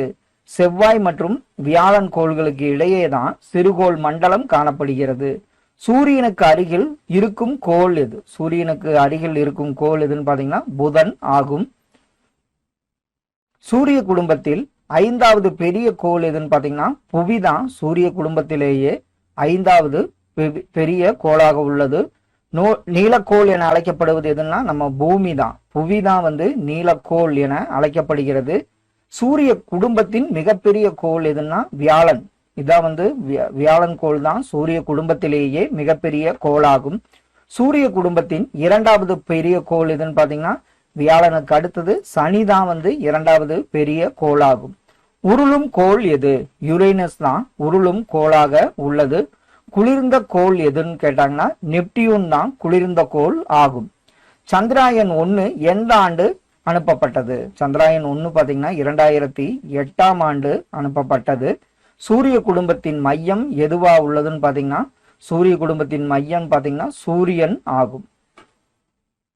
இந்திய பெருங்கடலில் காணப்படும் உயிர்கோள பெட்டகம் எதுன்னு பாத்தீங்கன்னா மன்னார் வளைகுடா தான் இந்திய பெருங்கடலில் காணப்படும் உயிர்கோள பெட்டகம் ஆகும். இந்தியாவில் அதிக மழை பெறும் பகுதி மவுசின்ராம் எந்த மாநிலத்தில் உள்ளது? மேகாலய மாநிலத்துல தான் மவுன்சின்ராம் இதான் வந்து இந்தியாவில் அதிக மழை பெறும் பகுதியாக உள்ளது. தமிழ் மொழி எப்பொழுது செம்மொழியாக்கப்பட்டது? தமிழ் மொழி பாத்தீங்கன்னா 2004ஆம் ஆண்டு தான் முதல் செம்மொழியாக அறிவிக்கப்பட்டது. இந்தியாவில் எத்தனை அலுவலக மொழிகளாக உள்ளன? 22 மொழிகள் வந்து இந்தியாவில் அலுவல் மொழிகளாக உள்ளன. இந்தியாவை இனங்களின் அருங்காட்சியகம் என அழைத்தவர் யாருன்னு பாத்தீங்கன்னா வி.ஏ. ஸ்மித் அவர்கள் தான் இந்தியாவை இனங்களின் அருங்காட்சியகம் என அழைத்த வரலாற்று ஆசிரியர் ஆவார். வேற்றுமையில் ஒற்றுமை என்ற சொற்றொடரை உருவாக்கியவர் யாருன்னு பாத்தீங்கன்னா நேரு அவர்கள் தான் வேற்றுமையில் ஒற்றுமை என்ற சொற்றொடரை உருவாக்கியவர் ஆவார். கார்பா எந்த மாநில நடனம்னு பாத்தீங்கன்னா குஜராத்தோட நடனம் தான். கார்பாங்கிறது குஜராத் மாநிலத்தின் நடனம் கார்பா ஆகும். அது மாதிரி பாத்தீங்கன்னா நடன வகைகள்லாம் நிறைய கொடுத்துருப்பாங்க. கேரளானா இது, நம்ம தமிழ்நாட்டுக்கு எதுங்கிறத பார்த்து வச்சுங்க. உடன்கட்டை ஏறுதல் குற்றம் என சட்டம் கொண்டு வரப்பட்ட ஆண்டு என்னன்னு பாத்தீங்கன்னா 1828 ஆண்டு தான் உடன்கட்டை ஏறுதல் குற்றம் என சட்டம் கொண்டு வரப்பட்ட ஆண்டாகும். ராஜாராம் மோகன் ராய் பிரம்ம சமாஜத்தை எந்த ஆண்டு நிறுவினார்? அவரு 1828 ஆண்டு தான் ராஜாராம் மோகன் ராய் பிரம்ம சமாஜத்தை நிறுவினார். ராஜாராம் மோகன் ராய் எங்கு மரணத்தை தழுவினார்? அவர் பிரிஸ்டல் நகர்ல தான் ராஜாராம் மோகன் ராய் மரணத்தை தழுவினார். ராஜாராம் மோகன் ராய்க்கு பின் பிரம்ம சமாஜத்தை புத்துயிர் ஊட்டியவர் யாருன்னா தேவேந்திரநாத் தாகூர் தான். ராஜாராம் மோகன் ராய்க்கு பின்பு பிரம்ம சமாஜத்தை புத்துயிர் ஊட்டியவர் ஆவார். தமிழ்நாட்டில் பிரம்ம சமாஜத்தின் ஆதரவாளர் யாருன்னா காசி விஸ்வநாதன். அவர் தான் தமிழ்நாட்டில் பிரம்ம சமாஜத்தின் ஆதரவாளராக விளங்கினார். பிரார்த்தனை சமாஜம் தொடங்கப்பட்ட ஆண்டு என்ன? 1867 தான் பிரார்த்தனை சமாஜம் தொடங்கப்பட்டது. தேசிய சமூக மாநாடு என்னும் அமைப்பு யாருடைய முயற்சியால் உருவாக்கப்பட்டது? தேசிய சமூக மாநாடு அமைப்பு ராணட முயற்சியால் உருவாக்கப்பட்டது. சத்தியார்த்த பிரகாஷ் என்னும் நூல் யாரால் இயற்றப்பட்டது? ராணடே அவர்கள்தான் சத்தியார்த்த பிரகாஷ் என்னும் நூலை இயற்றினார். விவேகானந்தர் எங்கு பட்டப்படிப்பை முடித்தார்? விவேகானந்தர் பாத்தீங்கன்னா கல்கத்தா பல்கலைக்கழகத்துல தான் பட்டப்படிப்பை முடித்தார். அயோத்தியதாசரை இலங்கைக்கு அழைத்து சென்றவர் யார்? ஆல்காட். அவர் தான் அயோத்தியதாசரை இலங்கைக்கு அழைத்து சென்றவர் ஆவார். குலாம் கிரி, அதாவது குலாம்கிரிங்கிறது அடிமைத்தனம் என்ற நூலை எழுதியவர் யாருன்னா ஜோதிபா பூலே தான். இதெல்லாம் ஒரு இம்பார்ட்டன்ட் கொஸ்டின் தான். ஜோதிபா பூலே தான் குலாம்கிரி என்ற நூலை எழுதியவர் ஆவார். பண்டித ரமாபாய் எந்த மொழியில் ஆழமான புலமை பெற்றிருந்தார்? பண்டித ரமாபாய் பாத்தீங்கன்னா சமஸ்கிருத மொழியில தான் ஆழமான புலமை பெற்றிருந்தார். தர்ம பரிபாலன யோகம் என்ற அமைப்பை நிறுவிய ஸ்ரீ நாராயணகுரு எந்த மாநிலத்தை சேர்ந்தவர்? நாராயணகுரு பாத்தீங்கன்னா கேரளா மாநிலத்தை சேர்ந்தவர் நாராயணகுரு ஆவார். தலைக்கோட்டை போரில் எந்த அரசு வீழ்த்தப்பட்டது? தலைக்கோட்டை போர்ல பாத்தீங்கன்னா விஜயநகர பேரரசு தான் தலைக்கோட்டை போரில் வீழ்த்தப்பட்டது. தமிழக பகுதியின் பண்பாட்டு தலைநகராக தஞ்சாவூரை மாற்றியவர்கள் யாவர்னு பாத்தீங்கன்னா மராத்தியர்கள் தான் பண்பாட்டு தலைநகராக தஞ்சாவூரை மாற்றியவர்கள் ஆவார்கள். சோழமண்டல பகுதி எந்த துணி வகைகளுக்கு பெயர் பெற்றது? சோழமண்டல பகுதி பாத்தீங்கன்னா கலம்காரி என்ற வகையான துணி வகைகளுக்கு பெயர் பெற்றது. பக்சார் போர் நடந்த ஆண்டு என்னன்னு கேட்டீங்கன்னா 1764 ஆண்டு தான் பக்சார் போர் நடந்தது. பிளாசி போர் நடந்த ஆண்டு என்னன்னு பாத்தீங்கன்னா 1757 பிளாசி போர் நடைபெற்றது. ஆம்பூர் போர் நடந்த ஆண்டு என்னன்னு கேட்டாங்கன்னா 1749 ஆம்பூர் போர் நடைபெற்றது. அரசர் 2ஆம் சார்லஸ் திருமணத்தின் போது மணக்குடையாக பெற்ற தீவு எதுன்னு பாத்தீங்கன்னா பம்பாய் தீவு தான். அரசர் 2ஆம் சார்லஸ் திருமணத்தின் போது மணக்குடையாக பெற்ற தீவு ஆகும். சீகன் பால்கு விவிலியத்தின் புதிய ஏற்பாட்டை எந்த மொழியில் மொழிபெயர்த்து வெளியிட்டார்? சீகன் பால்கு பாத்தீங்கன்னா நம்ம தமிழில் மொழிபெயர்த்து தான் விவிலியத்தை வெளியிட்டார். தமிழகத்தில் டேனியர் கட்டிய கோட்டை எங்குள்ளது? தமிழகத்துல டேனியர் கட்டிய கோட்டை பாத்தீங்கன்னா தரங்கம்பாடியில் உள்ளது. டேனியர்கள் எங்கே ஒரு கிடங்கை அமைத்தனர்? டேனியர்கள் பாத்தீங்கன்னா அவங்க வியாபாரத்திற்காக மசூலை பட்டணத்துல தான் ஒரு கிடங்கை அமைத்தனர். அரசர் 14ஆம் லூயியின் நிதியமைச்சர் யார்? கோல்பெர் அப்படிங்கிறவர் தான் அரசர் 14ஆம் லூயியின் நிதியமைச்சர் ஆவார். பிரெஞ்சு கிழக்கிந்திய கம்பெனி உருவாக்கப்பட்ட ஆண்டு என்னன்னு கேட்டாங்கன்னா 1664 தான் பிரெஞ்சு கிழக்கிந்திய கம்பெனி உருவாக்கப்பட்டது. அம்பைனாக் படுகொலை நிகழ்ந்த ஆண்டு என்ன? 1623 தான் அம்பைனாக் படுகொலை நிகழ்ந்த ஆண்டாகும். தமிழ் உரைநடையின் தந்தை என கருதப்படுபவர் யாருன்னு கேட்டாங்கன்னா ராபர்ட் ஜி நொபிலி தான் தமிழ் உரைநடையின் தந்தை என கருதப்படுகிறார். போர்த்துகீசியர் எந்த பகுதியை கருப்பர் நகரம் என அழைத்தனர்? இவங்க மயிலாப்பூர் பகுதியை தான் கருப்பர் நகரம் என அழைத்தனர். மின் மூலங்களில் இல்லாதது எது? இது வந்து தொலைக்காட்சிங்கிறது மின் மூலங்களில் இல்லாததாகும். வேதி ஆற்றலை மின் ஆற்றலாக மாற்றும் ஒரு கருவி எதுன்னா மின்கலன் தான். வேதி ஆற்றலை என்னவா மாற்றுது? மின் ஆற்றலாக மாற்றுகிறது. மின்கலத்தின் வகைகள் யாவை? அதாவது முதன்மை மின்கலன், துணை மின்கலங்கள் அப்படின்னு மின்கலத்தில் 2 வகைகள் உள்ளன. முதன்மை மின்கலனை எத்தனை முறை பயன்படுத்த முடியும்? இப்ப நம்ம ஒரு பேட்டரி செல் எல்லாம் பாத்தீங்கன்னா ஒரே ஒரு முறை பயன்படுத்த முடியும். மின்கல அடுக்கு என்றால் என்ன? மின்கலங்களின் தொகுப்புக்கு பெயர் தான் மின்கல அடுக்கு என அழைக்கப்படுகிறது. மின் சுற்று என்பது மின்கலத்தின் நேர்முனையில் இருந்து எதிர்முனைக்கு மின்னோட்டம் செல்லும் தொடர்ச்சியான மூடிய பாதைக்கு பெயர் என்ன? அது பாத்தீங்கன்னா நம்ம இதிலேயே சொல்லிட்டோம். அதாவது மின்கலத்தின் நேர்முனையிலிருந்து எதிர்முனைக்கு மின்னோட்டம் செல்லும் தொடர்ச்சியான மூடிய பாதை தான் மின் சுற்று என அழைக்கப்படுகிறது. வீடுகளில் உபயோகிக்கும் மின் சுற்று எதுன்னு பாத்தீங்கன்னா பக்க இணைப்பு சுற்று தான் வீடுகளில் பயன்படுத்தப்படுகிறது. மின்சாரத்தை உருவாக்கும் திறன் கொண்ட மீன் எது? ஈல் மீன் தான் மின்சாரத்தை உருவாக்கும் திறன் கொண்ட மீனாகும். மின் சுற்றில் பாயும் மின்னோட்டத்தை எவ்வாறு அளவிடலாம்? மின்னோட்டம்னாவே நம்ம என்ன பண்ணலாம்? அம்மீட்டர் பயன்படுத்தி தான் மின் சுற்றில் பாயும் மின்னோட்டத்தை நாம் அளவிட முடியும். மின் விளக்கை கண்டுபிடித்த தாமஸ் ஆல்வா எடிசன் எந்த நாட்டை சார்ந்தவர்? தாமஸ் ஆல்வா எடிசன் வந்து அமெரிக்க நாட்டை சார்ந்தவர் ஆவார்.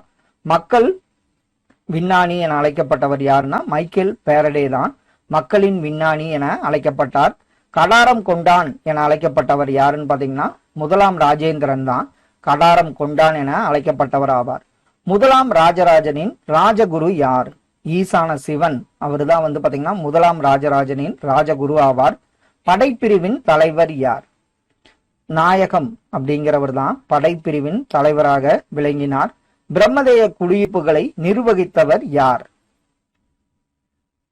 பிரம்மதேய குடியிருப்புகளை நிர்வகித்தவர்கள் சபையார்கள் மற்றும் கிளார்கள் ஆவார்கள். குத்தகைக்காரர்கள் அவங்க வந்து பாத்தீங்கன்னா சொந்த நிலம் கிடையாது.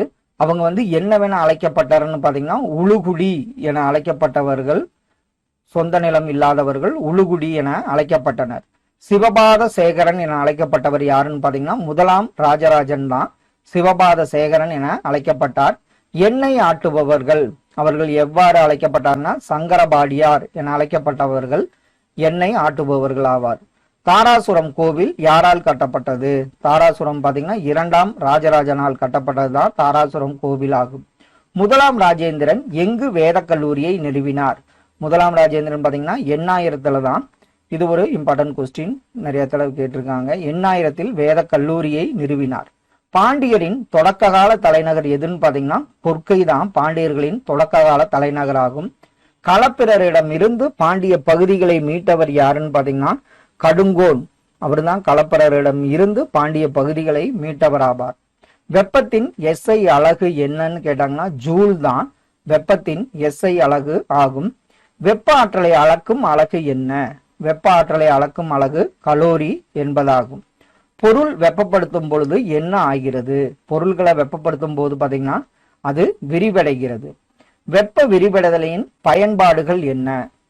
இதுல வந்து பாத்தீங்கன்னா மாட்டு வண்டி சக்கரம் இதை வந்து வெப்ப விரிவடைதலின் பயன்பாடுகளாக உள்ளது. நீரின் கொதிநிலை எவ்வளவு? நீரின் கொதிநிலை 100 டிகிரி செல்சியஸ் ஆகும்.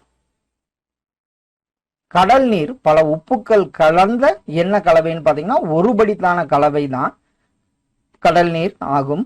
ஒரு கரைசலில் குறைந்தளவு கூறு கொண்ட கூறு என்னவென அழைக்கப்படுகிறது? ஒரு கரைசல்ல குறைந்தளவு கொண்ட கூறு என்னவென அழைக்கப்படுகிறதுனா கரைபொருள் அப்படின்னு. உலகளாவிய கரைப்பான் அல்லது சர்வ கரைப்பான் என அழைக்கப்படுகிறது எதுன்னு பாத்தீங்கன்னா நீர் தான் உலகளாவிய கரைப்பான் அல்லது சர்வ கரைப்பான் என்று அழைக்கப்படுவது நீர் ஆகும். எவ்வளவு கரைப்பொருள் குறிப்பிட்ட அளவு கரைப்பானில் கரையும் என்பதற்கான அளவீடு எதுன்னு பாத்தீங்கன்னா கரைதிறன் தான். எவ்வளவு கரைப்பொருள் வந்து குறிப்பிட்ட அளவு கரைப்பானில் கரையும் என்பதற்கான அளவீடு வந்து கரைதிறன் ஆகும். வெப்ப உமிழ் செயல்முறையில் டேஸ் போது கரைதிறன் குறைகிறது. வெப்ப உமிழ் செயல்முறையில வெப்பநிலை அதிகரிக்கும் போது கரைதிறன் குறைகிறது. திரவத்தில் வாயுவில் கரைதிறன் அழுத்தத்தின் விளைவை எந்த விதி விளக்குகிறது? ஹென்ரியின் விதிதான் திரவத்துல வாயுவின் கரைதிறனில் அழுத்தத்தின் விளைவை விளக்குவது ஹென்ரியின் விதியாகும். கன அளவு சதவீதம் என்ன எழுத்தால் அழைக்கப்படுகிறது? V டிவைடட் பை V அப்படிங்கிற எழுத்தால் தான் கன அளவு சதவீதம் அளக்கப்படுகிறது. நீல விற்றியால் அல்லது மயில் துத்தம் என அழைக்கப்படுவது எதுன்னு பாத்தீங்கன்னா காப்பர் சல்பேட் பெண்டாஹைட்ரேட் தான் நீல விற்றியால் அல்லது மயில் துத்தம் என அழைக்கப்படுகிறது. வெள்ளையினை வெளியேறு இயக்கம் எந்த ஆண்டு நடந்தது? 1942ஆம் ஆண்டு தான் வெள்ளையினை வெளியேறு இயக்கம் நடந்தது. யாருடைய சமரச முயற்சியால் வேவல் திட்டம் மற்றும் சிம்லா மாநாடு நடந்தது? ராஜாஜி அவர்களோட சமரச முயற்சியால் தான் வேவல் திட்டம் மற்றும் சிம்லா மாநாடு நடந்தது. எந்த ஆண்டு போஸ் அதாவது சுபாஷ் சந்திர போஸ் காங்கிரஸ் கட்சியிலிருந்து நீக்கம்? அது கல்கத்தா மாநாடு. அது எந்த ஆண்டுன்னு பாத்தீங்கன்னா 1939ஆம் ஆண்டு தான் அவர் நீக்கப்பட்டார். கிரிப்ஸ் தூதுக்குழு வந்த ஆண்டு என்ன? கிரிப்ஸ் தூதுக்குழு வந்த ஆண்டு 1942ஆம் ஆண்டாகும். செய் அல்லது செத்து மடி என்றவர் யார்? காந்தியடிகள் தான் செய் அல்லது செத்து மடி என்றவர் ஆவார். ராணி ஜான்சி படைப்பிரிவின் தலைமை வகித்தவர் யார்? ஜான்சி ராணி படைப்பிரிவின் தலைமை வகித்தவர் லக்ஷ்மி ஆவார். காந்தியை தேசத்தின் தந்தை என்று அழைத்தவர் யாருன்னு பாத்தீங்கன்னா சுபாஷ் சந்திர போஸ் தான். இது ஒரு கொஸ்டின் இம்பார்ட்டன்ட் தான். காந்தியை தேசத்தின் தந்தை என்று அழைத்தவர் சுபாஷ் சந்திர போஸ் ஆவார். இந்திய கப்பற்படையின் கழகத்தை முடிவுக்கு கொண்டு வர முயற்சி செய்தவர் யாருன்னா வல்லபாய் பட்டேல் அவர்கள் தான்.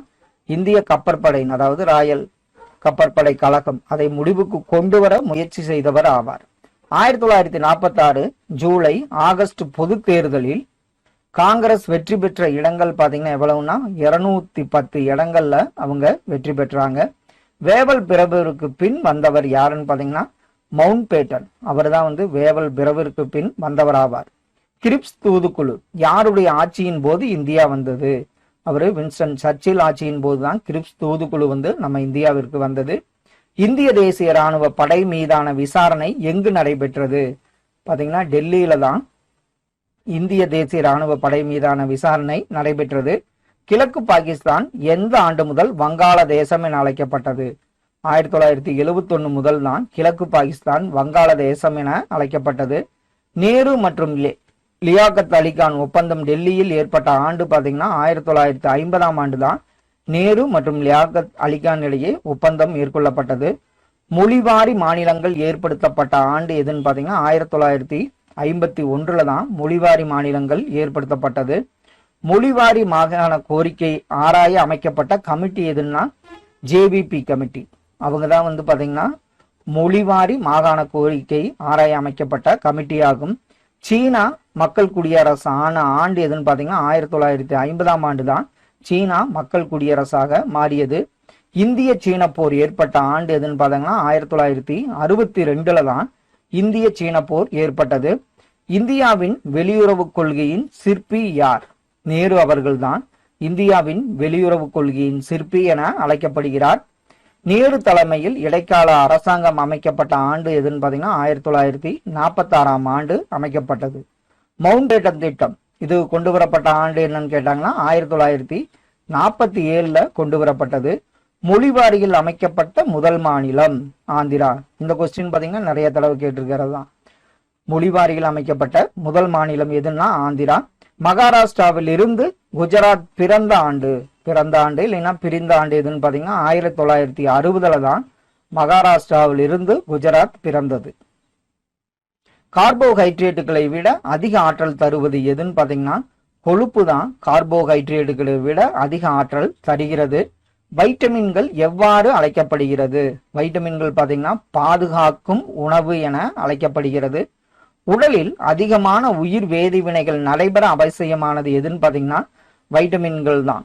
இதுல நீரில் கரையும் வைட்டமின்கள் எது, கொழுப்பில் கரையும் வைட்டமின்கள் எது அப்படிங்கறதெல்லாம் நல்லா ஞாபகம் வச்சுங்க. நீரில் கரையும் வைட்டமின் யாவை? நீரில் எது கரையும்னா பிசி வைட்டமின்கள் நீரில் கரையும். மாலைக்கண் நோய் எந்த வைட்டமின் குறைபாட்டால் ஏற்படுகிறது? மாலைக்கண்ணா வைட்டமின் ஏ குறைபாட்டால் தான் மாலைக்கண் நோய் ஏற்படுகிறது. உடல் வளர்ச்சிக்கும் பொதுவான உடல் செயல்பாடுகளை ஒழுங்குபடுத்த தேவைப்படுவது எதுன்னு பாத்தீங்கன்னா தாது உப்புகள் தான், அதாவது மினரல்ஸ். உடல் வளர்ச்சி பொதுவான உடல் செயல்பாடுகளை ஒழுங்குபடுத்த தாது உப்புக்கள் தேவைப்படுகிறது. நாம் ஒரு நாளைக்கு குறைந்தது எவ்வளவு லிட்டர் நீர் அருந்த வேண்டும்னா கண்டிப்பா 2 லிட்டர் நீர்னாலும் கண்டிப்பா குடிக்கணும். ஆக்சிஜனேற்ற தடுப்பானதாக உள்ளது எது? இதுல முருங்கை தான் ஆக்சிஜனேற்ற தடுப்பானாக உள்ளது. புரதங்களின் பயன் என்ன? புரதங்கள் எதற்கு பயன்படுகிறது? வளர்ச்சிக்கு புரதம் பயன்படுகிறது. நுண்ணுயிர்கள் எத்தனை பிரிவுகளாக உள்ளன?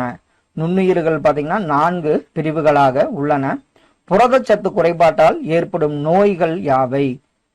கொடுக்கப்பட்டதுல பாத்தீங்கன்னா குபோசியோர்கர் இதுதான் புரதச்சத்து குறைபாட்டால் ஏற்படும் நோய்களாகும். ஸ்கர்வி எந்த குறைபாடால் ஏற்படுகிறதுனா விட்டமின் சி. இப்போ நம்ம என்னென்ன விட்டமின்கள் இருக்கோ அதுல அதனால் ஏற்படும் நோய்கள் என்னங்கிறது ஒரு இம்பார்ட்டன்ட் கொஸ்டின் தான். வைட்டமின் சி குறைபாட்டால் ஏற்படுவது ஸ்கர்வி ஆகும். உயிரினத்தின் மிகச்சிறிய செயல்படும் அலகு என்னன்னு கேட்டாங்கன்னா செல்கள் தான் உயிரினத்தின் மிக சிறிய செயல்படும் அலகு ஆகும். ஒரு செல் உயிரினங்களில் இல்லாதது எது? இப்போ இதுல பாத்தீங்கன்னா மனிதன் தான் ஒரு செல் உயிரினங்களில் இல்லாதது ஆவான். அமீபா எவ்வாறு இடப்பெயர்ச்சி அடைகிறது? அமீபா பாத்தீங்கன்னா தன்னுடைய போலி கால்கள் மூலம்தான் இடப்பெயர்ச்சி அடைகிறது. குளிர்கால உறக்கம் இதே மாதிரி கோடைகால உறக்கம். இதுல குளிர்கால உறக்கத்திற்கு எடுத்துக்காட்டாக உள்ளது ஆமை ஆகும். கோடைகால உறக்கத்திற்கு எடுத்துக்காட்டாக உள்ளது எதுன்னு கேட்டாங்கன்னா நத்தை தான் கோடைகால உறக்கத்திற்கு எடுத்துக்காட்டாக உள்ளது. ஒட்டகம் எங்கே தன் கொழுப்பை சேமித்து வைக்கிறது? ஒட்டகம் பாத்தீங்கன்னா தன்னோட திமில்ல தான் கொழுப்பை சேமித்து வைக்கிறது. தமிழ்நாட்டின் மாநில விலங்கு எதுன்னு கேட்டாங்கன்னா வரையாடு தான் தமிழ்நாட்டின் மாநில விலங்காகும். பறவைகள் திசை திருப்ப எது உதவுகிறதுன்னு பாத்தீங்கன்னா பறவைகள் திசை திருப்ப அதனுடைய வாள்கள் உதவுகிறது. நெக்ஸ்ட் ஒன், ஆவர்த்தன வரிசைப்படுத்தலுக்கு அணு எண் என்பது சிறந்த அடிப்படை என்ற உண்மையை கண்டறிந்தவர் யாருன்னா ஹென்றி மோஸ்லே தான்.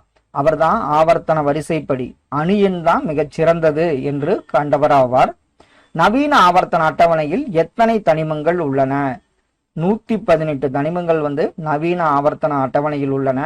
எதிர்மின் அயனியானது அதன் தொடர்புடைய அணுவை விட உருவளவில் எவ்வாறு இருக்கும்னு பாத்தீங்கன்னா பெரிதாக இருக்கும். எதிர்மின் அயனிங்கிறது அதன் தொடர்புடைய அணுவை விட உருவளவில் பெரியதாக இருக்கும். அயனியாக்கும் ஆற்றல் அலகு என்ன? கிலோ ஜூல் பர் மோலுங்கிறது தான் அயனியாக்கும் ஆற்றலின் அலகு ஆகும்.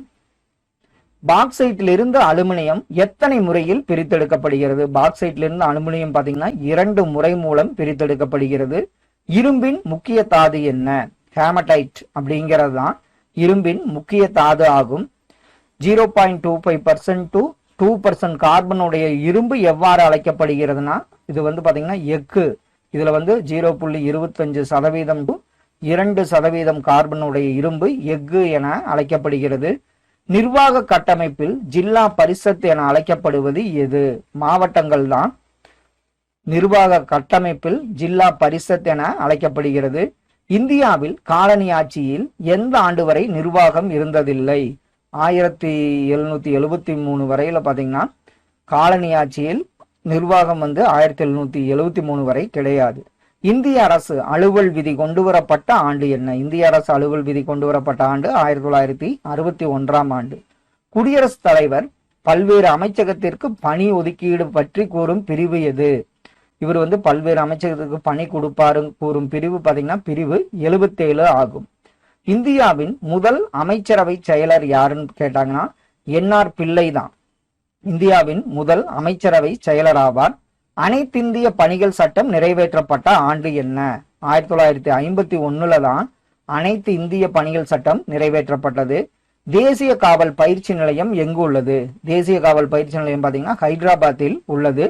இந்திய அரசு பணியாளர்கள் தேர்வாணையம் விதைக்கப்பட்ட ஆண்டு என்ன? இந்திய அரசு பணியாளர்கள் தேர்வாணையம் வேணுங்கிறது விதைக்கப்பட்ட ஆண்டு 1919 ஆண்டு.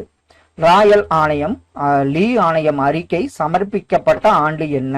ஆண்டு பாத்தீங்கன்னா 1924 தான் ராயல் ஆணையம் லீ ஆணையம் அறிக்கை சமர்ப்பிக்கப்பட்ட ஆண்டு ஆகும்.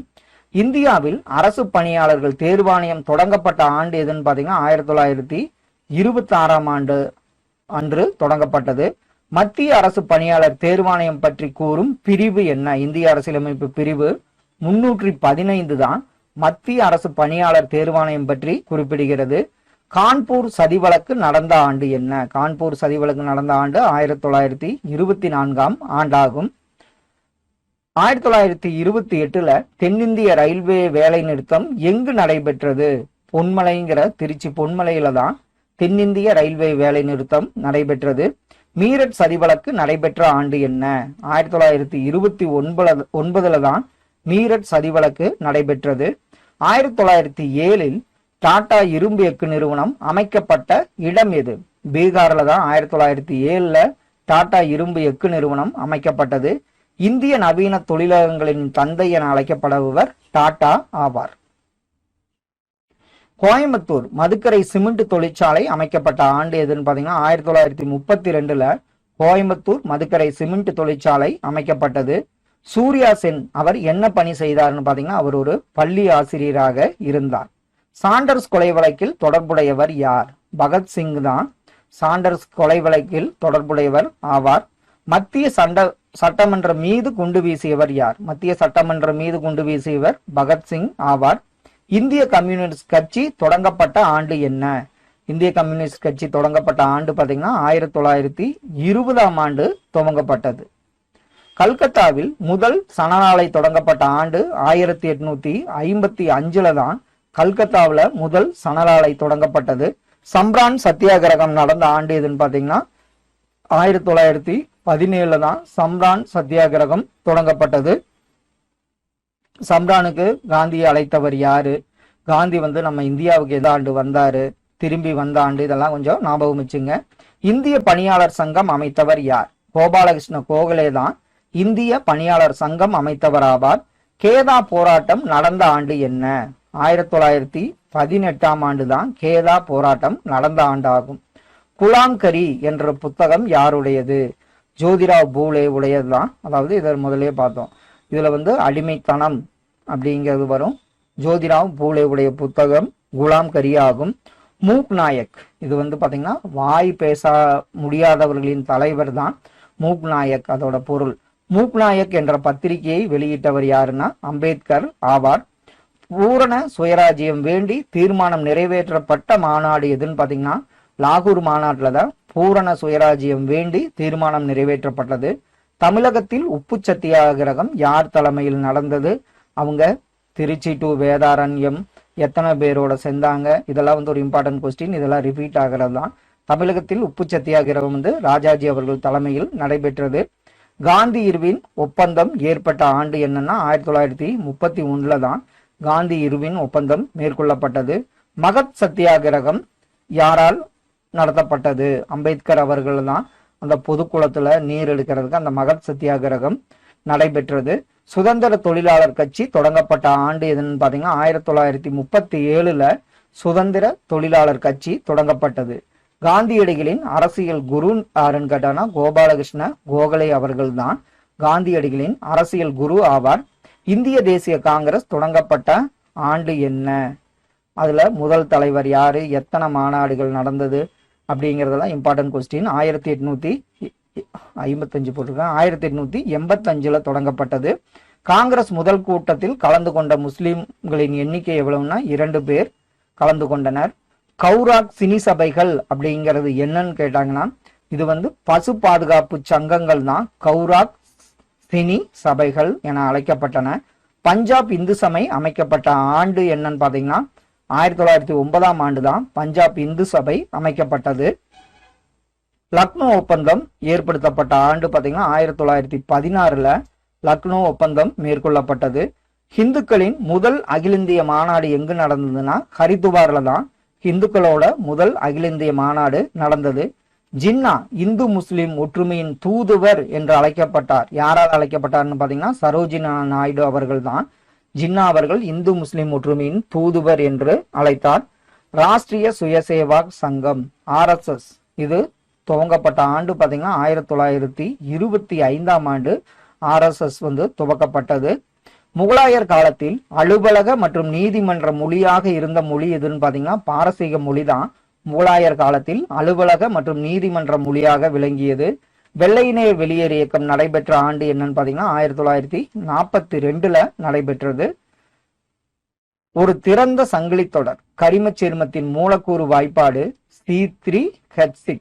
அந்த சேர்மத்தின் வகை என்னவா இருக்கும் அப்படின்னு பாத்தீங்கன்னா அல்கேன். இதுல பாத்தீங்கன்னா அல்கேன் அல்கைன் அப்படி எல்லாம் வரும். இப்போ C3H பாத்தீங்கன்னா அல்கீன் ஆகும். ஒரு கரிம சேர்மத்தின் ஐயுபிஏசி பெயர் 3 மெத்தில் பியூட்டேன் 1 ஆல். இது எந்த வகை சேர்மம்? 1 ஆல் அப்படிங்கிறதுனால இது வந்து பாத்தீங்கன்னா ஆல்கஹால். ஆல்கஹால்னு என்ன, ஒரு OH மைனஸ் ஆல்கஹால் வகையை சாரும். ஐயுபிஏசி பெயரிடுதலின்படி ஆல்டிகைடுக்காக சேர்க்கப்படும் இரண்டாம் நிலை மின்னொட்டு எதுன்னு பாத்தீங்கன்னா 7ன்னு சேர்க்கப்படுகிறது. பின்வரும் படிவரிசை சேர்மங்களில் தொடர்ச்சியாக வரும் இணை எது? இதுல வந்து பாத்தீங்கன்னா C3H6 அண்ட் C4H10 தான் தொடர்ச்சியாக வரும் இணையாக உள்ளது. இது வந்து பாத்தீங்கன்னா எத்தனால். இதை வந்து ஆக்சிஜனோட ஒடிக்கு என்ன கிடைக்குது? கார்பன் டை ஆக்சைடு 3 மூலக்கூறு நீர் கிடைக்குது என்பது. இது என்னவா இருந்ததுன்னா எத்தனால் எரிதல். C2H5OH 3O2. அப்போ 2 கார்பன் டை ஆக்சைடு 3 நீர் மூலக்கூறு கிடைச்சதுக்கு பேரு வந்து பாத்தீங்கன்னா எத்தனால் எரிதல் ஆகும். எரிசாராயம் என்பது ஒரு நீர்ம கரைசல். இதில் உள்ள எத்தனாலின் சதவீதம் பாத்தீங்கன்னா 95.5% வந்து எரிசாராயத்துல எத்தனால் உள்ளது. லாஸ்ட் ஒன், கீழ்கண்டவற்றுள் எது மயக்கமூட்டியாக பயன்படுத்தப்படுகிறது? ஈத்தர் தான் மயக்கமூட்டியாக பயன்படுத்தப்படுகிறது. வங்காளத்தில் இரட்டை ஆட்சியை ஏற்படுத்தியவர் யாருன்னு பாத்தீங்கன்னா ராபர்ட் கிளைவ் தான் வங்காளத்தில் இரட்டை ஆட்சியை ஏற்படுத்தியவர். நிரந்தர நிலவருவாய் திட்டம் அறிமுகப்படுத்தப்பட்ட ஆண்டு என்ன? நிரந்தர நிலவருவாய் திட்டம் அறிமுகப்படுத்தப்பட்ட ஆண்டு கிபி 1793 ஆண்டு ஆகும். முகலாயர் காலத்தில் சிறப்பாக நடந்த தொழில் எது?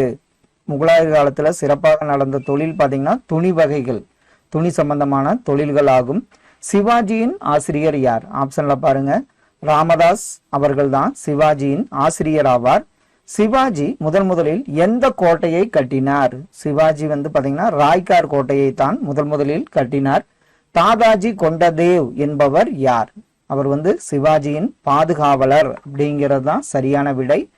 சுங்க மரபை முடிவுக்கு கொண்டு வந்தவர் யார்? வாசுதேவா தான் சுங்க மரபை முடிவுக்கு கொண்டு வந்தவர் ஆவார். அலகாபாத் தூண் கல்வெட்டு யார் வரலாற்றை கூறுகிறது? அலகாபாத் கல்தூண் கல்வெட்டு வந்து பாத்தீங்கன்னா சமுத்திரகுப்தர் வரலாற்றை கூறுகிறது. கீழே கொடுக்கப்பட்டவற்றுள் எவை சரியாக பொருத்தப்பட்டுள்ளது? ஆப்ஷன் பாருங்க, பல்லவர்கள் ஒற்றைக்கால் ரதங்கள் தான் சரியாக பொருத்தப்பட்டுள்ளது. இந்தியாவில் பழமை பொருந்திய பேரரசு எது? மௌரிய பேரரசு தான் இந்தியாவில் பழமை பொருந்திய பேரரசு ஆகும். குசானர் வம்சத்தின் சிறந்த அரசர் யார்? கனிஷ்கர் தான் குசானர் வம்சத்தின் சிறந்த அரசராவார். பழங்கால துறைமுக பட்டினமான புகார் எந்த நதியின் முகத்துவாரத்தில் அமைந்துள்ளது? புகார் வந்து பாத்தீங்கன்னா காவேரி நதியின் முகத்துவாரத்தில் அமைந்துள்ளதுங்கிறது சரியான விடை. அறிவுக்கும் நகைச்சுவைக்கும் பெயர் பெற்ற தெனாலிராமன் எந்த தென்னிந்திய அரசரோடு தொடர்புடையவர்? அவர் வந்து கிருஷ்ணதேவராயரோடு தொடர்புடையவர்ங்கிறது சரியான விடை. இந்துக்களிடமிருந்து டெல்லி சுல்தானியர்கள் கற்றுக்கொண்டு தங்கள் கலைப்பணியில் உபயோகித்து கொண்ட அலங்கார சின்னங்கள் எவை? அதுல பாத்தீங்கன்னா மணி, தாமரை, பூவேலைகள், ஸ்வஸ்திகா சின்னம். இதற்கு கரெக்டான ஆப்ஷன் பாத்தீங்கன்னா தாமரை, பூவேலைகள் மற்றும் ஸ்வஸ்திகா சின்னம். ஆப்ஷன் ஆ வந்து இதற்கு சரியான விடை. எது சரியான விதத்தில் பொருத்தப்படவில்லை? இதுல ஆப்ஷன்ல பாருங்க, எதுன்னு பாத்தீங்கன்னா சிவப்பு அரண்மனை, பால்பன் அப்படிங்கிறது தான் சரியான விதத்தில் பொருத்தப்படவில்லை. முதல் பானிபட் போர் நடைபெற்ற ஆண்டு என்ன? கிபி 1526 ஆண்டு தான் நடைபெற்றது. ஜாதக கதைகள் எந்த பழமையான மொழியில் எழுதப்பட்டுள்ளது? இதுல வந்து ஜாதக கதைகள்லாம் பாலி மொழியில் எழுதப்பட்டுள்ளதுங்கிறது தான் சரியான விடை. கீழ்காணும் கூற்றுகளை ஆராய்க. புத்தரோட இயற்பெயர் சித்தார்த்தர். புத்தர் பலியிடுதல் சடங்குகள் ஆகிய பழக்கங்களை எதிர்த்தார். எண்வெளிகள் அவரால் போதிக்கப்பட்டது. அவர் உருவ வழிபாட்டை ஆதரித்தார். இதுல எது சரியானது அப்படின்னு பாத்தீங்கன்னா 1, 2, 3 சரி. அவர் வந்து உருவ வழிபாட்டை ஆதரித்தார் என்கிறது தவறான கூற்று ஆகும். மகாவீரர் பிறந்த இடம் எந்த இடம்? வைசாலியில தான் மகாவீரர் பிறந்தார். அசோகர் எந்த பெயரில் கல்வெட்டுகளில் குறிப்பிடப்படுகிறார்? அசோகர் வந்து பாத்தீங்கன்னா சக்கரவர்த்தி என்ற பெயரில் குறிப்பிடப்படுகிறார். லண்டனில் நடைபெற்ற 3வது வட்டமேசை மாநாட்டின் காலம் என்ன? இதுல லண்டனில் நடைபெற்ற 3ஆம் வட்டமேசையின் காலம் பாத்தீங்கன்னா 1932 ஆண்டு நவம்பர் 17 முதல் டிசம்பர் 24 வரைங்கிறது தான் சரியான விடை. ஆங்கிலேய கிழக்கிந்திய கம்பெனியின் கடைசி கவர்னர் ஜெனரலும் முதலாவது வைஸ்ராய் யார்? பாத்தீங்கன்னா கானிங் பிரபு தான் கடைசி கவர்னர் ஜெனரல், முதலாவது வைஸ்ராய் ஆவார். லால் பகதூர் சாஸ்திரி பிரதமராக வருவதற்கு முன் பிரதமராக இருந்து இறந்தவர் யாருன்னா ஜவஹர்லால் நேரு தான் இதற்கு சரியான விடை. காந்தி தனது சபர்மதி ஆசிரமத்திலிருந்து தலாடி என்ற இடத்திற்கு புறப்பட்ட நாள், அதாவது தண்டி என்ற இடத்திற்கு புறப்பட்ட நாள் என்னன்னு 1930 மார்ச் 12 அப்படிங்கிறது தான் சரியான விடை. திருப்பூர் குமரன் என்பவர் யார்? அவர் நம்ம தமிழ்நாட்டோட சுதந்திர போராட்ட வீரருங்கிறது தான் சரியான விடை. பிட் இந்திய சட்டம் கட்டுப்பாட்டு குழுவிற்கு எத்தனை கவுன்சிலர்களை நியமித்தது? 6 பிரிவு கவுன்சிலர்களை நியமித்தது தான் சரியான விடை. சைமன் குழு நியமிக்கப்பட்டது எந்த ஆண்டுன்னு பாத்தீங்கன்னா நவம்பர் 1927 தான் சரியான விடை. மலை வாசஸ்தலங்களின் ராணி என்று அழைக்கப்படுவது உதகமண்டலம் என்பது சரியான விடை. சைமன் குழு லாகூருக்கு வருகை புரிந்த நாள் என்ன? 1928 நவம்பர்ல 20 தான் சைமன் குழு லாகூருக்கு வந்த நாளாகும். பின் வருவனவற்றுள் எந்த ஒன்று சரியாக பொருத்தப்பட்டுள்ளது? இதுல பாத்தீங்கன்னா 1947 இந்திய சுதந்திர சட்டங்கிறது தான் சரியாக பொருத்தப்பட்டுள்ளது. ராம்சே மெக்டொனால்டு தன்னுடைய புகழ்பெற்ற வகுப்புவாத பிரதிநிதித்துவத்தை வழங்கியது எந்த நாள்னு பாத்தீங்கன்னா 1932 ஆகஸ்ட் 16 வழங்கினார். எந்த ஆண்டில் காங்கிரஸ் சுவராஜ்யம், அதாவது சுயராஜ்யம் அல்லது தன்னாட்சியை தனது முடிவான கொள்கையாக அறிவித்தது? எந்த ஆண்டுன்னு பாத்தீங்கன்னா 1928 தான் காங்கிரஸ் அறிவித்தது. கீழ்கண்ட சொற்றொடரை ஆராய்க. இதுல கிரிமினல் சட்டம் 1907, வெடிபொருள் தடுப்பு சட்டம் 1908, செய்தித்தாள் சட்டம் 1908, இந்திய பிரஸ் சட்டம் 1910. இதுல சரியானது எதுன்னு தான் ஆப்ஷன் பாத்தீங்கன்னா எல்லாம் சரியானவைங்கிறது தான் சரியான விடை. எந்த ஆண்டில் டெல்லி தர்பார் வங்கப்பிரிவினை ரத்து செய்தது? அது எந்த ஆண்டுன்னு பாத்தீங்கன்னா 1911 தான் டெல்லி தர்பார் வங்க பிரிவினையை ரத்து செய்தது. கீழ்கண்டவற்றுள் எந்த ஒன்று சரியாக பொருந்தியுள்ளது? இதுல பாத்தீங்கன்னா விடி சவர்கார் சிப்பாய் கழகம் 1857 அப்படிங்கிறது தான் சரியாக பொருத்தப்பட்டுள்ளது. சைமன் கமிஷனை எதிர்த்து லாலா லஜபதி ராய் தலைமையில் ஊர்வலம் நடத்திய கட்சியின் பெயர் என்ன? அது பாத்தீங்கன்னா இந்துஸ்தான் சோசலிஸ்ட் ஜனநாயக கட்சிங்கிறது தான் சரியான விடை. முதல் இந்திய சுதந்திர போர் எந்த ஆண்டு நடைபெற்றதுன்னா 1857 நடைபெற்றது. இந்திய தேசிய காங்கிரசின் முதல் பெண் தலைவி யாருன்னு பாத்தீங்கன்னா அன்னி பெசன்ட் அம்மையார் தான் முதல் பெண் தலைவி ஆவார். இந்தியாவின் முதல் இந்திய கவர்னர் ஜெனரல் யாருன்னு பாத்தீங்கன்னா ராஜாஜி அவர்கள். சக்கரவர்த்தி சி ராஜகோபாலாச்சாரியார் தான் இந்தியாவின் முதல் இந்திய கவர்னர் ஜெனரலாக பொறுப்பேற்றார். இந்தியாவின் முன்னாள் சமஸ்தானங்களை இந்திய யூனியனுடன் இணைத்தவர் சர்தார் வல்லபாய் பட்டேல் என்ற இரும்பு மனிதர் ஆவார். உப்பு சத்தியாகிரகத்தின் போது தமிழ்நாட்டில் வேதாரண்யத்திற்கு சென்றவர் ராஜாஜி. இந்த கொஸ்டின் பாத்தீங்கன்னா ரிப்பீட் ஆயிட்டே இருக்கிற கொஸ்டின் தான். இந்தியா பாகிஸ்தான் எல்லைக்கோட்டை வகுத்தவர் யாருன்னா சர் சிரில் ரெட்கிளிப்ங்கிறது சரியான விடை. செய் அல்லது செத்துமடி என்ற முழக்கத்தை கூறியவர் யாருன்னு பாத்தீங்கன்னா காந்திஜி அவர்கள். இந்திய தேசிய ராணுவத்தை தோற்றுவித்தவர்னு பாத்தீங்கன்னா கொடுக்கப்பட்ட ஆப்ஷன்ல நேதாஜி சுபாஷ் சந்திர போஸ் தான் சரியான விடையாகும். ஜாலியன் வாலாபாக் படுகொலை நடந்த ஆண்டு பாத்தீங்கன்னா 1919 ஆண்டு நடைபெற்றது. வெள்ளையனே வெளியேறு இயக்கம் நடைபெற்ற ஆண்டு பாத்தீங்கன்னா 1942 ஆண்டு நடைபெற்றது. சுயமரியாதை இயக்கத்தை தோற்றுவித்தவர் யாருன்னா பெரியார் அவர்கள் தான் சுயமரியாதை இயக்கத்தை தோற்றுவித்தவர். நவஜீவன் மற்றும் யங் இந்தியா என்ற இரு பத்திரிகையின் ஆசிரியர் யார்? அவங்க மகாத்மா காந்தி தான். நவஜீவன் மற்றும் யங் இந்தியா என்ற இரு பத்திரிகையின் ஆசிரியர் ஆவார். மகாத்மா காந்தி தண்டி யாத்திரை சென்ற ஆண்டு 1930 சரியான விடை. வந்தே மாதரம் பாடலை இயற்றியவர் பங்கிம் சந்திர சட்டர்ஜிங்கிறது சரியான விடையாகும். 3 வட்டமேசை மாநாடுகளிலும் கலந்து கொண்டவர் யாருன்னு பாத்தீங்கன்னா அம்பேத்கர் அவர்கள் தான் 3 வட்டமேசை மாநாடுகளிலும் கலந்து கொண்டவர் ஆவார். இந்தியாவை 2 சுதந்திர அரசுகளாக பிரிக்கும் திட்டத்தினை 1947 ஜூன் மாதத்தில் கொண்டு வந்தவர் யாருன்னு பாத்தீங்கன்னா மவுண்ட் பேட்டன் பிரபு தான் சரியான விடை. இந்தியாவின் முதுபெரும் மனிதர் என குறிப்பிடப்படுபவர் தாதாபாய் நவ்ரோஜி ஆவார். இந்திய தேசிய காங்கிரஸை தோற்றுவித்தவர் ஏஓ ஹியூம்ங்கிறது சரியான விடையாகும். இந்திய தேசிய காங்கிரசின் தலைவராய் இருந்த முதல் இந்திய பெண்மணி யாருன்னு பாத்தீங்கன்னா சரோஜினி நாயுடு தான் சரியான விடையாகும். மாநிலங்களை மாற்றியமைக்கும் குழு அமைக்கப்பட்ட ஆண்டு என்னன்னு பாத்தீங்கன்னா 1953 அமைக்கப்பட்டது. இந்தியாவிற்கு வருகை தந்த முதல் ஐரோப்பிய நாட்டினர் போர்ச்சுகீசியர்கள் தான் வந்தாங்க. பிளாசி போர் நடைபெற்ற ஆண்டு என்ன? கிபி 1757 தான் பிளாசி போர் நடைபெற்றது. ஆரிய சமாஜத்தை தொடங்கியவர் யார்? ஆரிய சமாஜத்தை தொடங்கியவர் ராஜாராம் மோகன் ராய்ங்கிறது சரியான விடை. உடன்கட்டை ஏறும் வழக்கத்தை எதிர்த்து போராடியவர் யாருன்னு பாத்தீங்கன்னா ராஜாராம் மோகன் ராய்ங்கிறது தான் சரியான விடை.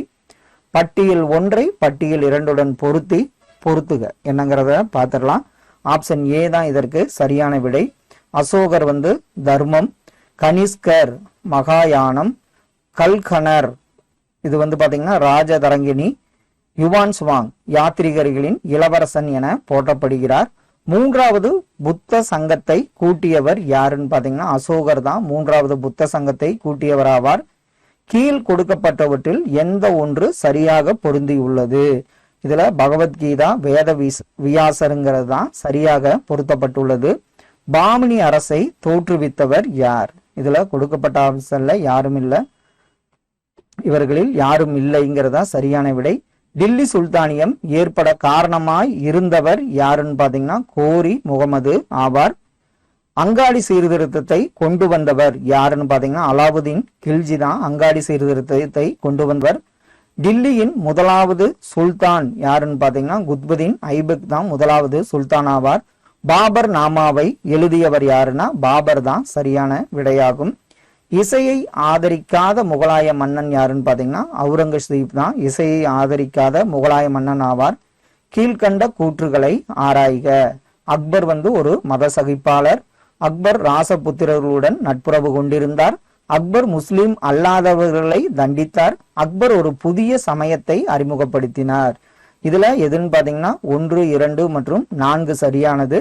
முஸ்லிம் அல்லாதவர்களை தண்டித்தாருங்கிறது தவறான கூற்றாகும். அசோகர் மிகச் சிறந்தவர் என கருதப்படுகிறார். ஏனெனில் அவர் புத்த தர்மா ஆகியவற்றில் நம்பிக்கை கொண்டு அதன் வழி நடந்தாருங்கிறது தான் சரியான விடை. கீழ் கொடுக்கப்பட்டவற்றுள் எந்த ஒன்று சரியாக பொருந்தவில்லை?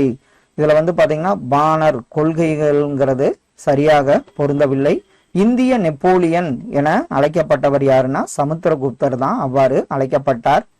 கர்சர் சரிதையை எழுதியவர் யார்? கர்சர் சரிதையை எழுதியவர் பானர் ஆவார். அர்த்த சாஸ்திரம் என்பது என்னன்னு பாத்தீங்கன்னா ஆட்சியின் கோட்பாட்டையும் செயல்முறைகளையும் கூறும் நூல் தான் அர்த்த சாஸ்திரமாகும். காந்தார கலை தோன்றிய ஆட்சி காலம் எது அப்படின்னு பாத்தீங்கன்னா கனிஷ்கர் காலத்தில் தோன்றியது. குழந்தைகள் திருமண முறை இவர்களது காலத்தில் தோன்றது. அதாவது குழந்தை திருமண முறை யார் காலத்தில் தோன்றியதுன்னா கனிஷ்கர் காலத்தில் தோன்றியது. மகாவம்சம் மற்றும் தீபவம்சம் ஆகியவை எதுன்னு பாத்தீங்கன்னா இந்திய வரலாறு பற்றி கூறும் இலங்கை வரலாற்று புராண நூல்கள் ஆகும். இந்திய நாட்டின் நெப்போலியன் என புகழப்பட்ட குப்த அரசர் யாருன்னா சமுத்திரகுப்தர் ஆவார். சங்ககால தமிழகம் தொடர்பான கீழ்கண்ட கூற்றுகளில் எது தவறானது? இதுல பாத்தீங்கன்னா சமுதாயம் சமய சார்பற்றதாக இருக்கவில்லை அப்படிங்கிறது தவறான கூற்றாகும். சாதவாகனர் ஆட்சி பகுதி எந்த பகுதின்னு பாத்தீங்கன்னா ஆந்திர பிரதேசம்ங்கிறது தான் சரியான விடை. நாலந்தா பல்கலைக்கழகம் சிறப்புற்ற காலம் யார் காலத்துலன்னு பாத்தீங்கன்னா வர்த்தனர் காலங்கிறது தான் சரியான விடை. குகை வகை கோயில்கள் தமிழ்நாட்டில் முதலில் புகுத்தியவர்கள் யாருன்னு பாத்தீங்கன்னா பல்லவர்கள் தான். இதற்கு குகைவரை கோயில்களை தமிழ்நாட்டில் புகுத்தியவர்கள் பல்லவர்கள். இந்தியாவிற்கு வருகை புரிந்த வெளிநாட்டு பயணிகளின் பெயர்களை கால வரிசைப்படி குறிப்பிடுக. இதுக்கு பாத்தீங்கன்னா ஃபர்ஸ்ட் ஆப்ஷன் தான் சரி. பாகியான், மார்க்கோபோலா, யுவான் சுவாங், இச்சிங் அப்படிங்கறதா கால வரிசை ஆகும். பிற்கால சோழர்களில் சிறந்த சோழ மன்னர் யார்? யாருன்னு பாத்தீங்கன்னா ராஜராஜ சோழன் தான் சரியான விடை. கிபி 1336 நிகழ்வுற்ற மிக முக்கியமான நிகழ்ச்சி என்ன நிகழ்ச்சின்னு பாத்தீங்கன்னா தக்காணத்தில் விஜயநகர பேரரசு நிறுவப்பட்டதுங்கிறது தான் சரியான விடை. பிளாசி போர் யாருக்கு இடையே ஏற்பட்டதுன்னா ஆங்கிலேயருக்கும் இந்தியர்களுக்கும் இடையே ஏற்பட்ட போராகும். 1897ஆம் ஆண்டு இந்திய புரட்சி அப்படிங்கிறது பாத்தீங்கன்னா உங்களுக்கு இந்திய 97 1857ஆம் ஆண்டு இந்திய புரட்சி இந்திய சிப்பாய்களின் கழகம் என்று போற்றப்படுகிறது. முகமது கோரியை தோற்கடித்த முதல் இந்திய அரசர் யாருன்னு பாத்தீங்கன்னா பிருத்திவிராஜ் தான் சரியான விடை. முகலாயர் பேரரசின் கடைசி அரசர் யார்? 2ஆம் பகதூர் ஷாங்கிறது தான் சரியான விடை. கடல் மார்க்கமாக இந்திய நாட்டிற்குள் வந்த முதல் ஐரோப்பியர்கள் போர்ச்சுகீசியர்கள் தான் சரியான விடை. வீரபாண்டிய கட்டபொம்மன் தூக்கிலிடப்பட்ட இடம் பாத்தீங்கன்னா ஆப்ஷன்ல கயத்தாறுங்கிறது சரியான விடை.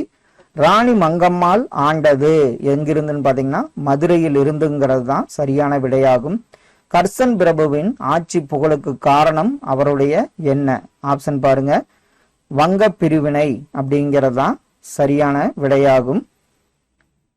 இந்திய தேசிய இராணுவத்தை அமைத்தவர் யார்?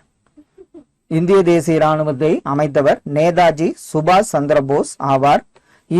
காந்தி இர்வின் ஒப்பந்தம் நடைமுறைப்படுத்தப்பட்ட ஆண்டு என்னன்னு பாத்தீங்கன்னா 1931ஆம் ஆண்டு நடைமுறைப்படுத்தப்பட்டது. இந்திய அரசு சட்டம் 1919 குறிப்பிடுவது என்ன? பாத்தீங்கன்னா இரட்டை ஆட்சியை பற்றி குறிப்பிடுகிறது. இந்திய அரசாங்க சட்டம் 1935 குறிப்பிடுவது என்னன்னு பாத்தீங்கன்னா உங்களுக்கு மாகாண சுயாட்சியை பற்றி கூறுகிறது. அடுத்த ஒன்று பொறுத்துக. ஆப்ஷன்ல ஏ தான் கரெக்டான விடை. மவுண்ட் பேட்டன் பிரபு அரசியல் நிர்ணய சபை. டாக்டர் மவுண்ட் பேட்டன் பிரபு கடைசி இங்கிலாந்து தலைமை ஆளுநர். டாக்டர் ராஜேந்திர பிரசாத் அரசியல் நிர்ணய சபை தலைவர். டாக்டர் BR அம்பேத்கர் வரைவுக்குழு தலைவர். ஜவஹர்லால் நேரு முதல் இந்திய பிரதமர். டாக்டர் KM முன்சி அரசியல் நிர்ணய சபை உறுப்பினருங்கிறது தான் சரியான விடை. வாகாபியர் என்போர் யாருன்னு பாத்தீங்கன்னா இஸ்லாமியர்கள் தான் வாகாபியர் என அழைக்கப்பட்டனர். சிந்து சமவெளி நாகரிகத்தின் பொழுது அம்மக்கள் வழிபட்ட தெய்வம் எதுன்னு பாத்தீங்கன்னா பசுபதி என்பது ஆகும். சரியாக பொருந்தி உள்ளது எது? இதுல பாத்தீங்கன்னா அப்துல் ரசாக் கிருஷ்ணதேவராயர் காலத்தில் வந்தாருங்கிறது தான் சரியாக பொருந்தி உள்ளது. கால முறைப்படி குறிப்பிடுக. இதுல ஆப்ஷன்ல பாத்தீங்கன்னா ஆப்ஷன் பி தான் சரியான விடை.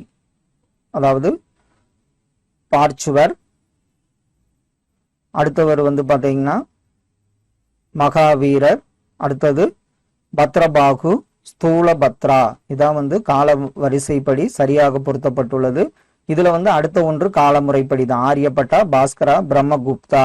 இதுல 1, 3, 2 சரியானவைங்கிறது தான். ஆப்ஷன் ஆ தான் இதற்கு சரியான வரிசை.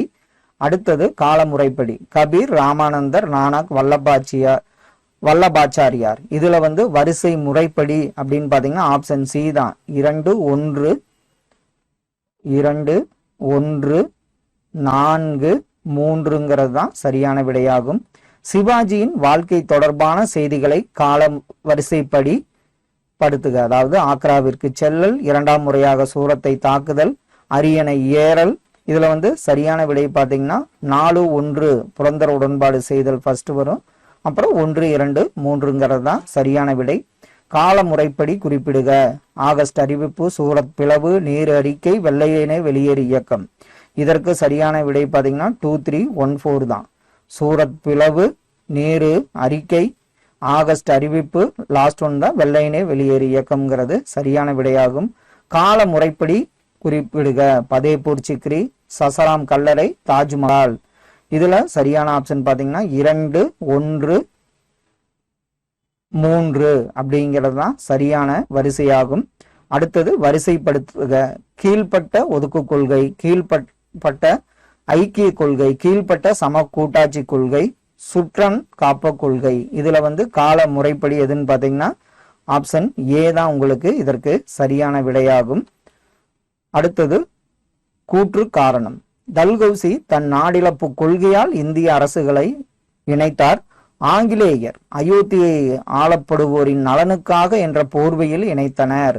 இதுல கூற்று காரணம். இதுல பாத்தீங்கன்னா கூற்று சரி, ஆனால் காரணம் தவறுங்கிறது தான் சரியான விடை. அடுத்த ஒன்று, கூற்று வந்து பாத்தீங்கன்னா பிண்டாரிகள் நல்லதொரு அமைப்பின் கீழ் இருந்ததுடன் ஆங்கிலேயரையும் எதிர்த்தனர். காரணம் ஹேஸ்டிங்ஸ் பிரபு போரின் மூலம் அவர்களை ஒடுக்கினார். இதற்கு ஆப்ஷன் பாத்தீங்கன்னா கூற்று கூற்று தவறு, ஆனால் காரணம் சரிங்கிறது தான் சரியான விடையாகும். அடுத்த ஒன்று, இந்தியாவிற்கு விடுதலை அளித்த இங்கிலாந்து பிரதமர் அட்லிங்கிறது சரியான விடை.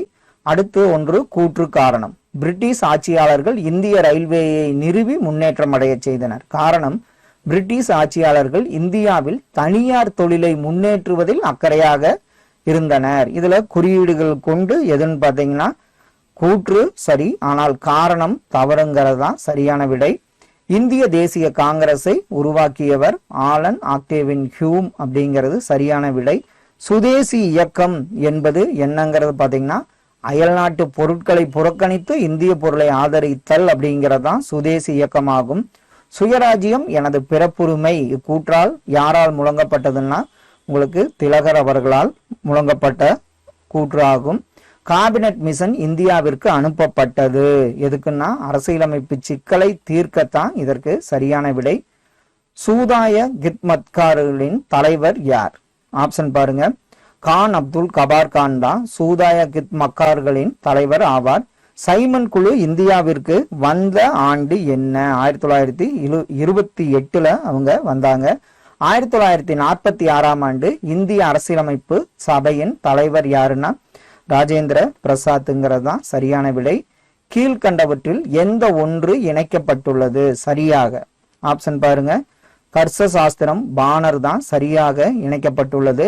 சர்தார் வல்லபாய் பட்டேல் இரும்பு மனிதர் என அழைக்கப்படுவதன் காரணம் அவர் உள்துறை அமைச்சராக இருந்தாரா, நிஜாமையுடன் ஹைதராபாத்தை இந்தியாவுடன் இணைத்ததாலா, சிதறிய சிறு அரசு மாநிலங்களை ஒன்றாக இணைத்ததாலா, அவர் ஒரு சிறந்த தேசியவாதி என்பதாலா? இதுல ஆப்ஷன்ல பாருங்க, இதுல 2 மற்றும் 3 தான் சரி. அடுத்த கேள்வி, பின்வருவற்றுள் எது சரியாக பொருந்துகிறது? இதுல கொடுக்கப்பட்ட ஆப்ஷன்ல காதர் கட்சி வந்து லாலா கர்தயால் அப்படிங்கிறது தான் சரியாக பொருத்தப்பட்டுள்ளது. இதுல பட்டியல் 1 பட்டியல் 2 உடன் பொருத்துக. இதுல வந்து ஆப்ஷன் பாருங்க, ஆப்ஷன் பி தான் இதற்கு சரியான விடை. அதாவது உங்களுக்கு எனவே நாங்கள் இந்திய பிரிட்டிஷ் உறவை துண்டித்துக் கொள்ள வேண்டும் என்றும் பூரண சுயராஜ்யத்தை அடைய வேண்டும் என்று நம்புகிறோம் அப்படிங்கிறது பாத்தீங்கன்னா லாகூர் கூட்ட தீர்மானமாகும். அடுத்த ஒன்று வந்து பாத்தீங்கன்னா பிரிட்டிஷாரின் அழிவில் நாங்கள் எங்கள் விடுதலையை கோரவில்லை அப்படிங்கிறது பாத்தீங்கன்னா காந்திஜி அந்த கூற்றை கூறியவராவார். பிரிட்டிஷ் பேரரசின் அழிவுக்கு தலைமை தாங்க நான் மேன்மை தாங்கிய பேரரசின் முதல் அமைச்சராகவில்லை அப்படிங்கிறது பாத்தீங்கன்னா யாருன்னா இரண்டாவது வின்ஸ்டன் சர்ச்சில் ஆவார். லாஸ்ட் ஒன் பாத்தீங்கன்னா குறுதி தாருங்கள் நான் உங்களுக்கு சுதந்திரம் தருகிறேன் என்றவர் சுபாஷ் சந்திரபோஸ். இதான் வந்து இதற்கு சரியான விடை. அடுத்த ஒன்று முதல் பட்டியலை இரண்டாம் பட்டியலுடன், ஆப்ஷன் டி தான் இதற்கு சரியான விடை. காந்தி இர்வின் ஒப்பந்தம் 1931, ஜாலியன் வாலாபாக் துயர நிகழ்ச்சி 1919, ஆகஸ்ட் திட்டம் 1940, சிறந்த இந்திய அரசாங்கத்திற்கான சட்டம் 1858 தான் சரியான விடை. ஜாலியன் வாலாபாக் துப்பாக்கி சூடு நிகழ்ந்த இடம் அமிர்தசரஸ்ங்கிறது சரியான விடையாகும். கூற்று காரணம், போர்க்காலத்தில் நிலவிய சூழ்நிலைகளில்தான் சுயாட்சி இயக்க ஏற்பட காரணமானவை. காரணம் பாத்தீங்கன்னா போர்க்காலத்தில் பிரிட்டிஷ் அரசாங்கம் மக்களுடைய நிர்பந்தம் இருந்தாலொழிய சலுகைகள் கொடுக்காது என்று இந்திய அரசியல் தலைவர்கள் உணர்ந்தனர். இதற்கு ஆப்ஷன்ல பாருங்க, எது கரெக்டான ஆப்ஷன்னா ஆப்ஷன் ஏ தான். கூற்று மற்றும் காரணம் இரண்டும் சரி. காரணத்திற்கு கூற்று வந்து சரியான விளக்கம்ங்கிறதா சரியான விடை. அடுத்த ஒன்று, வங்க பிரிவினை திட்டமிட்டு வேண்டுமென்றே வங்காள மக்களை பிரிக்க செய்த முயற்சி. காரணம், கர்சன் பிரபு நிர்வாக சௌகரியத்திற்காக வங்காளத்தை பிரிக்க செய்தார். இதுல வந்து பாத்தீங்கன்னா கூற்று சரி, காரணம் தவறுங்கிறது தான் சரியான விடையாகும். மிக பழமையான வேதம் எதுன்னு பாத்தீங்கன்னா ரிக் வேதம் தான் மிக பழமையான வேதமாகும். கௌடில்யரின் அர்த்த சாஸ்திரம் கூறுவது என்னன்னு பாத்தீங்கன்னா ஆட்சி முறையை பற்றி கூறுகிறது. அசோகர் மீதான கலிங்க போரின் தாக்கம் பற்றி கூறுவது எதுன்னு பாத்தீங்கன்னா குகை கல்வெட்டுகளாகும். இந்தியாவின் மீது படையெடுத்த முதல் முஸ்லீம் யாருன்னு பாத்தீங்கன்னா முகமது பின் காசிம்ங்கிறது தான் சரியான விடையாகும். கால முறைப்படி நாதிர்ஷா, முகமது கஜினி, முகமது கோரி இவங்கள யார் வந்தாங்கன்னு பாத்தீங்கன்னா ஆப்ஷன் பி தான் இதற்கு சரியான விடை. முகமது கஜினி, அடுத்தது கோரி, நாதிர்ஷா அப்படிங்கிறது தான் சரியான விடையாகும். ஆதி கிரந்தத்தை தொகுத்தவர் யார்? இது குரு அர்ஜுன்கிறது தான் சரியான விடையாகும். ஹண்டர் கமிஷனின் முக்கிய பணி என்ன? கண்டர் கமிஷனோட முக்கிய பணி பாத்தீங்கன்னா கண்டர் குழு கல்வி சீர்திருத்தங்களுக்காக அமைக்கப்பட்டது. திராவிட கழகத்தை தோற்றுவித்தவர் பாத்தீங்கன்னா பெரியார் ஆவார். ஆரிய சமாஜம் உருவ வழிபாட்டிற்கு எதிரி. ஆரிய சமாஜம் சாதி முறையை எதிர்த்தது. ஆரிய சமாஜம் சடங்கு முறையை எதிர்த்தது. வேதங்களின் மறுமலர்ச்சியை ஆரிய சமாஜம் வரவேற்றது. இதுல எது சரின்னு பார்க்கலாம். இதுல கரெக்டான ஆன்சர் பாத்தீங்கன்னா அனைத்தும் சரிங்கிறது தான் சரியான விடையாகும். வாரணாசி இந்து பல்கலைக்கழகத்தை தோற்றுவித்தவர் யாருன்னு பாத்தீங்கன்னா மதன் மோகன் மாளவியா தான் சரியான விடையாகும். சிவாஜி விழாவை ஏற்படுத்தியவர் யார்? திலகர் தான் சிவாஜி விழாவை ஏற்படுத்தியவர் ஆவார். சரியான கால முறைப்படி அமைக்கவும். அவகாசி இலை கொள்கை, வங்காள பிரிவினை, துணைப்படை திட்டம். இதுல ஆப்ஷன்ல பாத்தீங்கன்னா 3, 1, 2ங்கிறது தான் சரியான கால முறைப்படி ஆகும். இரட்டை ஆட்சி முறையை ஏற்படுத்திய ஆளுநர் யார்? இரட்டை ஆட்சி முறையை ஏற்படுத்திய ஆளுநர் செம்ஸ்போர்டு தான் சரியான விடையாகும். இந்திய மறுமலர்ச்சியின் தந்தை யார்? இந்திய மறுமலர்ச்சியின் தந்தை ராஜாராம் மோகன் ராய் தான் இந்திய மறுமலர்ச்சியின் தந்தை ஆவார். லண்டனில் நடைபெறும் அரசு துறை தேர்வில் இந்தியர் பங்கு பெற அனுமதித்தது எந்த ஆண்டு? ஆப்ஷன் பாருங்க. அரசின் பேரறிக்கை 1858ங்கிறது தான் சரியான விடை. இல்பர்ட் மசோதா பற்றிய மாறுபட்ட கருத்துக்கள் பேசப்பட்ட காலத்தின் ஆட்சியாளர் யாருன்னு பாத்தீங்கன்னா ரிப்பன் பிரபு தான் சரியான விடையாகும். சுதந்திரம் எனது பிறப்புரிமை, அதை அடைந்தே தீருவேன் என்று கூறியவர் பாலகங்காதர திலகர் ஆவார். சுதேசி கப்பல் நிறுவனத்தை தோற்றுவித்தவர் சிதம்பரனார் ஆவார். காந்திஜி கலந்து கொண்டது எந்த வட்டமேசை மாநாடு? இதுல பாத்தீங்கன்னா அவர் 2வது வட்டமேசை மாநாட்டில் தான் காந்தியடிகள் கலந்து கொண்டார். கீழ்வரும் நிகழ்ச்சிகளை கால முறைப்படி கூறவும். சூரத் பிளவு, ஹோம் ரூல் இயக்கம், முஸ்லீம் லீக் தோற்றம். இதற்கு சரியான விடை எதுன்னு பாத்தீங்கன்னா முஸ்லீம் லீக் தோற்றம், சூரத் பிளவு, ஹோம் ரூல் இயக்கம் ஆகும். கதார் கட்சியை தோற்றுவித்தவர் யாருன்னு பாத்தீங்கன்னா லாலா ஹர்தயால் தான் கதார் கட்சியை தோற்றுவித்தவர் ஆவார். அன்னி பெசன்ட் ஹோம் ரூல் இயக்கத்தை தோற்றுவித்தார்.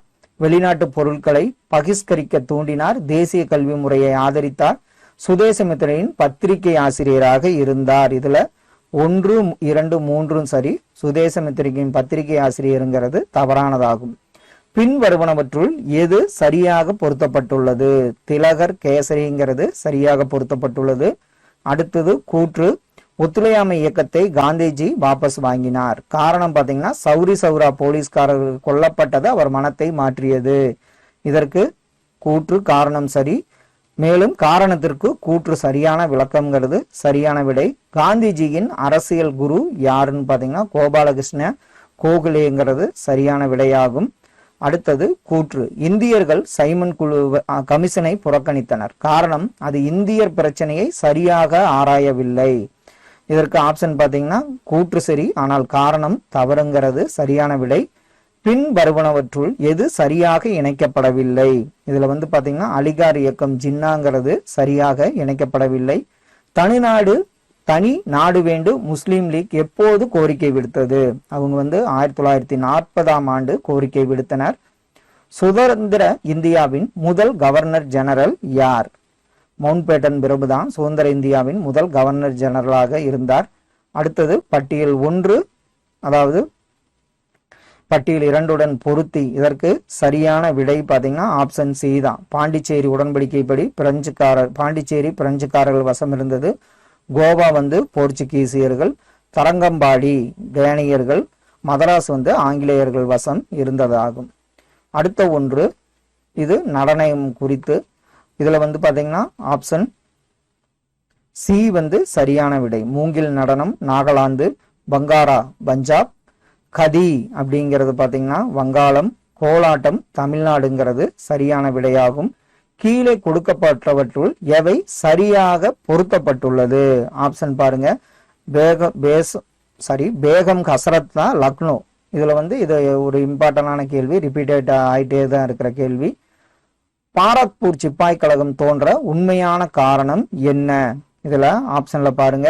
பூர்வீக வங்காள படையினர் பர்மியருக்கு எதிராக சண்டையிட மறுத்தனர்ங்கிறது தான் சரியான விடை. பழங்காலத்தில் இந்தியாவின் நுழைவு வாயிலாக இருந்தது எது அப்படின்னு பாத்தீங்கன்னா கைபர் கணவாய் தான் நுழைவு வாயிலாக இருந்தது. அடுத்த ஒன்று கூற்று. 1942ஆம் ஆண்டு ஆகஸ்ட் மாதம் இந்திய தேசிய காங்கிரஸ் வெள்ளையினை வெளியேறு தீர்மானத்தை பின்பற்றியது. காரணம் பாத்தீங்கன்னா கிரிப் தூதுக்குழு உடனடியாக சில சலுகைகளை அளிக்காமல் வருங்காலத்திற்கு சில வாக்குறுதிகளை தந்தது. இதுல ஆப்ஷன் பாத்தீங்கன்னா கூற்று தவறு, ஆனால் காரணம் சரிங்கிறது தான் சரியான விடை. அடுத்த பட்டியல் 1, பட்டியல் 2, அதாவது கல்வி அறிக்கைகள் சம்பந்தப்பட்டது. இதற்கு சரியான விடை என்னன்னு பாத்தீங்கன்னா ஆப்ஷன் பி தான். சார்ஜன் கல்வி திட்டம் 1929, ஹார்டாக் 1948, மெக்காலா அறிக்கை 1835, ராதாகிருஷ்ணன் கமிஷன் 1944 அமைக்கப்பட்டது. கீழே கொடுக்கப்பட்டவர்கள் எவை சரியாக பொருத்தப்பட்டுள்ளதுன்னு பாத்தீங்கன்னா மௌரியர்கள் ஒரே கல்லாலான தூண்கள் அப்படிங்கிறது தான் சரியாக பொருத்தப்பட்டுள்ளது. சமண மதத்தை பொறுத்த மட்டில் கீழ்கண்ட கூற்றுகளில் எவை சரியானவை? மகாவீரர் ஆன்மா ஒரு பிறவியிலிருந்து மறுபிறவிக்கு மாறு செல்லும் என்பதை நம்பவில்லை. மகாவீரர் மோட்சமடைவதை வலியுறுத்தினார். உலகத்தை உருவாக்கியவர் கடவுள் என்பதை மகாவீரர் மறுத்தார். மகாவீரர் யாகங்கள், பலிகள், சடங்குகள் ஆகியவற்றிற்கு எதிரானவர். இதுல பாத்தீங்கன்னா 1, 3, 4 சரியானவை, 3 பாத்தீங்கன்னா தவறானதான கூற்றாகும். அடுத்த ஒன்று. கீழ்கண்டவற்றில் எவை புத்தரின் கோட்பாடு இல்லை? ஆப்ஷன்ல பாத்தீங்கன்னா கடவுள் எங்கும் இருக்கிறார் என்பதை அவர் கருதவில்லை. அது புத்தரின் கோட்பாடு கிடையாது. இந்திய சமய சார்பிலா கோட்பாட்டை உருவாக்கிய தலைமை சிற்பி யாருன்னு பாத்தீங்கன்னா காந்தி அவர்கள்தான் சரியான விடையாகும். நேரடி நடவடிக்கை நாள் என முஸ்லீம் லீக் குறித்தது 16 ஆகஸ்ட் 1946 தான் அவங்க குறிச்சாங்க. செஞ்சட்டையர்களின் தலைவர் என அழைக்கப்படுபவர் எல்லை காந்தி கான் கபார் கான் தான் சரியான விடை. 1878ஆம் ஆண்டு சுதேசி மொழியில் பத்திரிகை சட்டத்தை கொண்டு வந்தவர் யார்? லிட்டன் பிரபு தான் அதற்கு சரியான விடை. இந்தியாவின் முதுபெரும் மனிதர் என்று அன்புடன் அழைக்கப்படுபவர் தாதாபாய் நவ்ரோஜி ஆகும். 1853ஆம் ஆண்டு இந்தியாவில் முதல் தந்தி கம்பி எங்கே அமைக்கப்பட்டது? எங்கிருந்து எதுவரைன்னு பாத்தீங்கன்னா கல்கத்தா முதல் ஆக்ரா வரைங்கிறது தான் சரியான விடையாகும். கீழ்கண்டவற்றை காலவரிசை படுத்துக. இதற்கு சரியான விடை எதுன்னு பாத்தீங்கன்னா ஆப்ஷன் டி தான். ஒழுங்குமுறை சட்டம், பிட் இந்திய சட்டம், அடுத்தது பாத்தீங்கன்னா விக்டோரிய மகாராணியின் பேரறிக்கை, மிண்டோ மார்டி சீர்திருத்த சட்டம் தான் காலவரிசைப்படி உள்ளது. கீழ் கொடுக்கப்பட்டவற்றில் எந்த ஒன்று சரியாக பொருத்தப்பட்டுள்ளது? இதுக்கு பாத்தீங்கன்னா பஞ்சசீல கொள்கை 1955 தான் சரியாக பொருத்தப்பட்டுள்ளது. காஷ்மீர் 1948 இந்திய ஒன்றியத்தோடு இணைய காரணம் என்ன?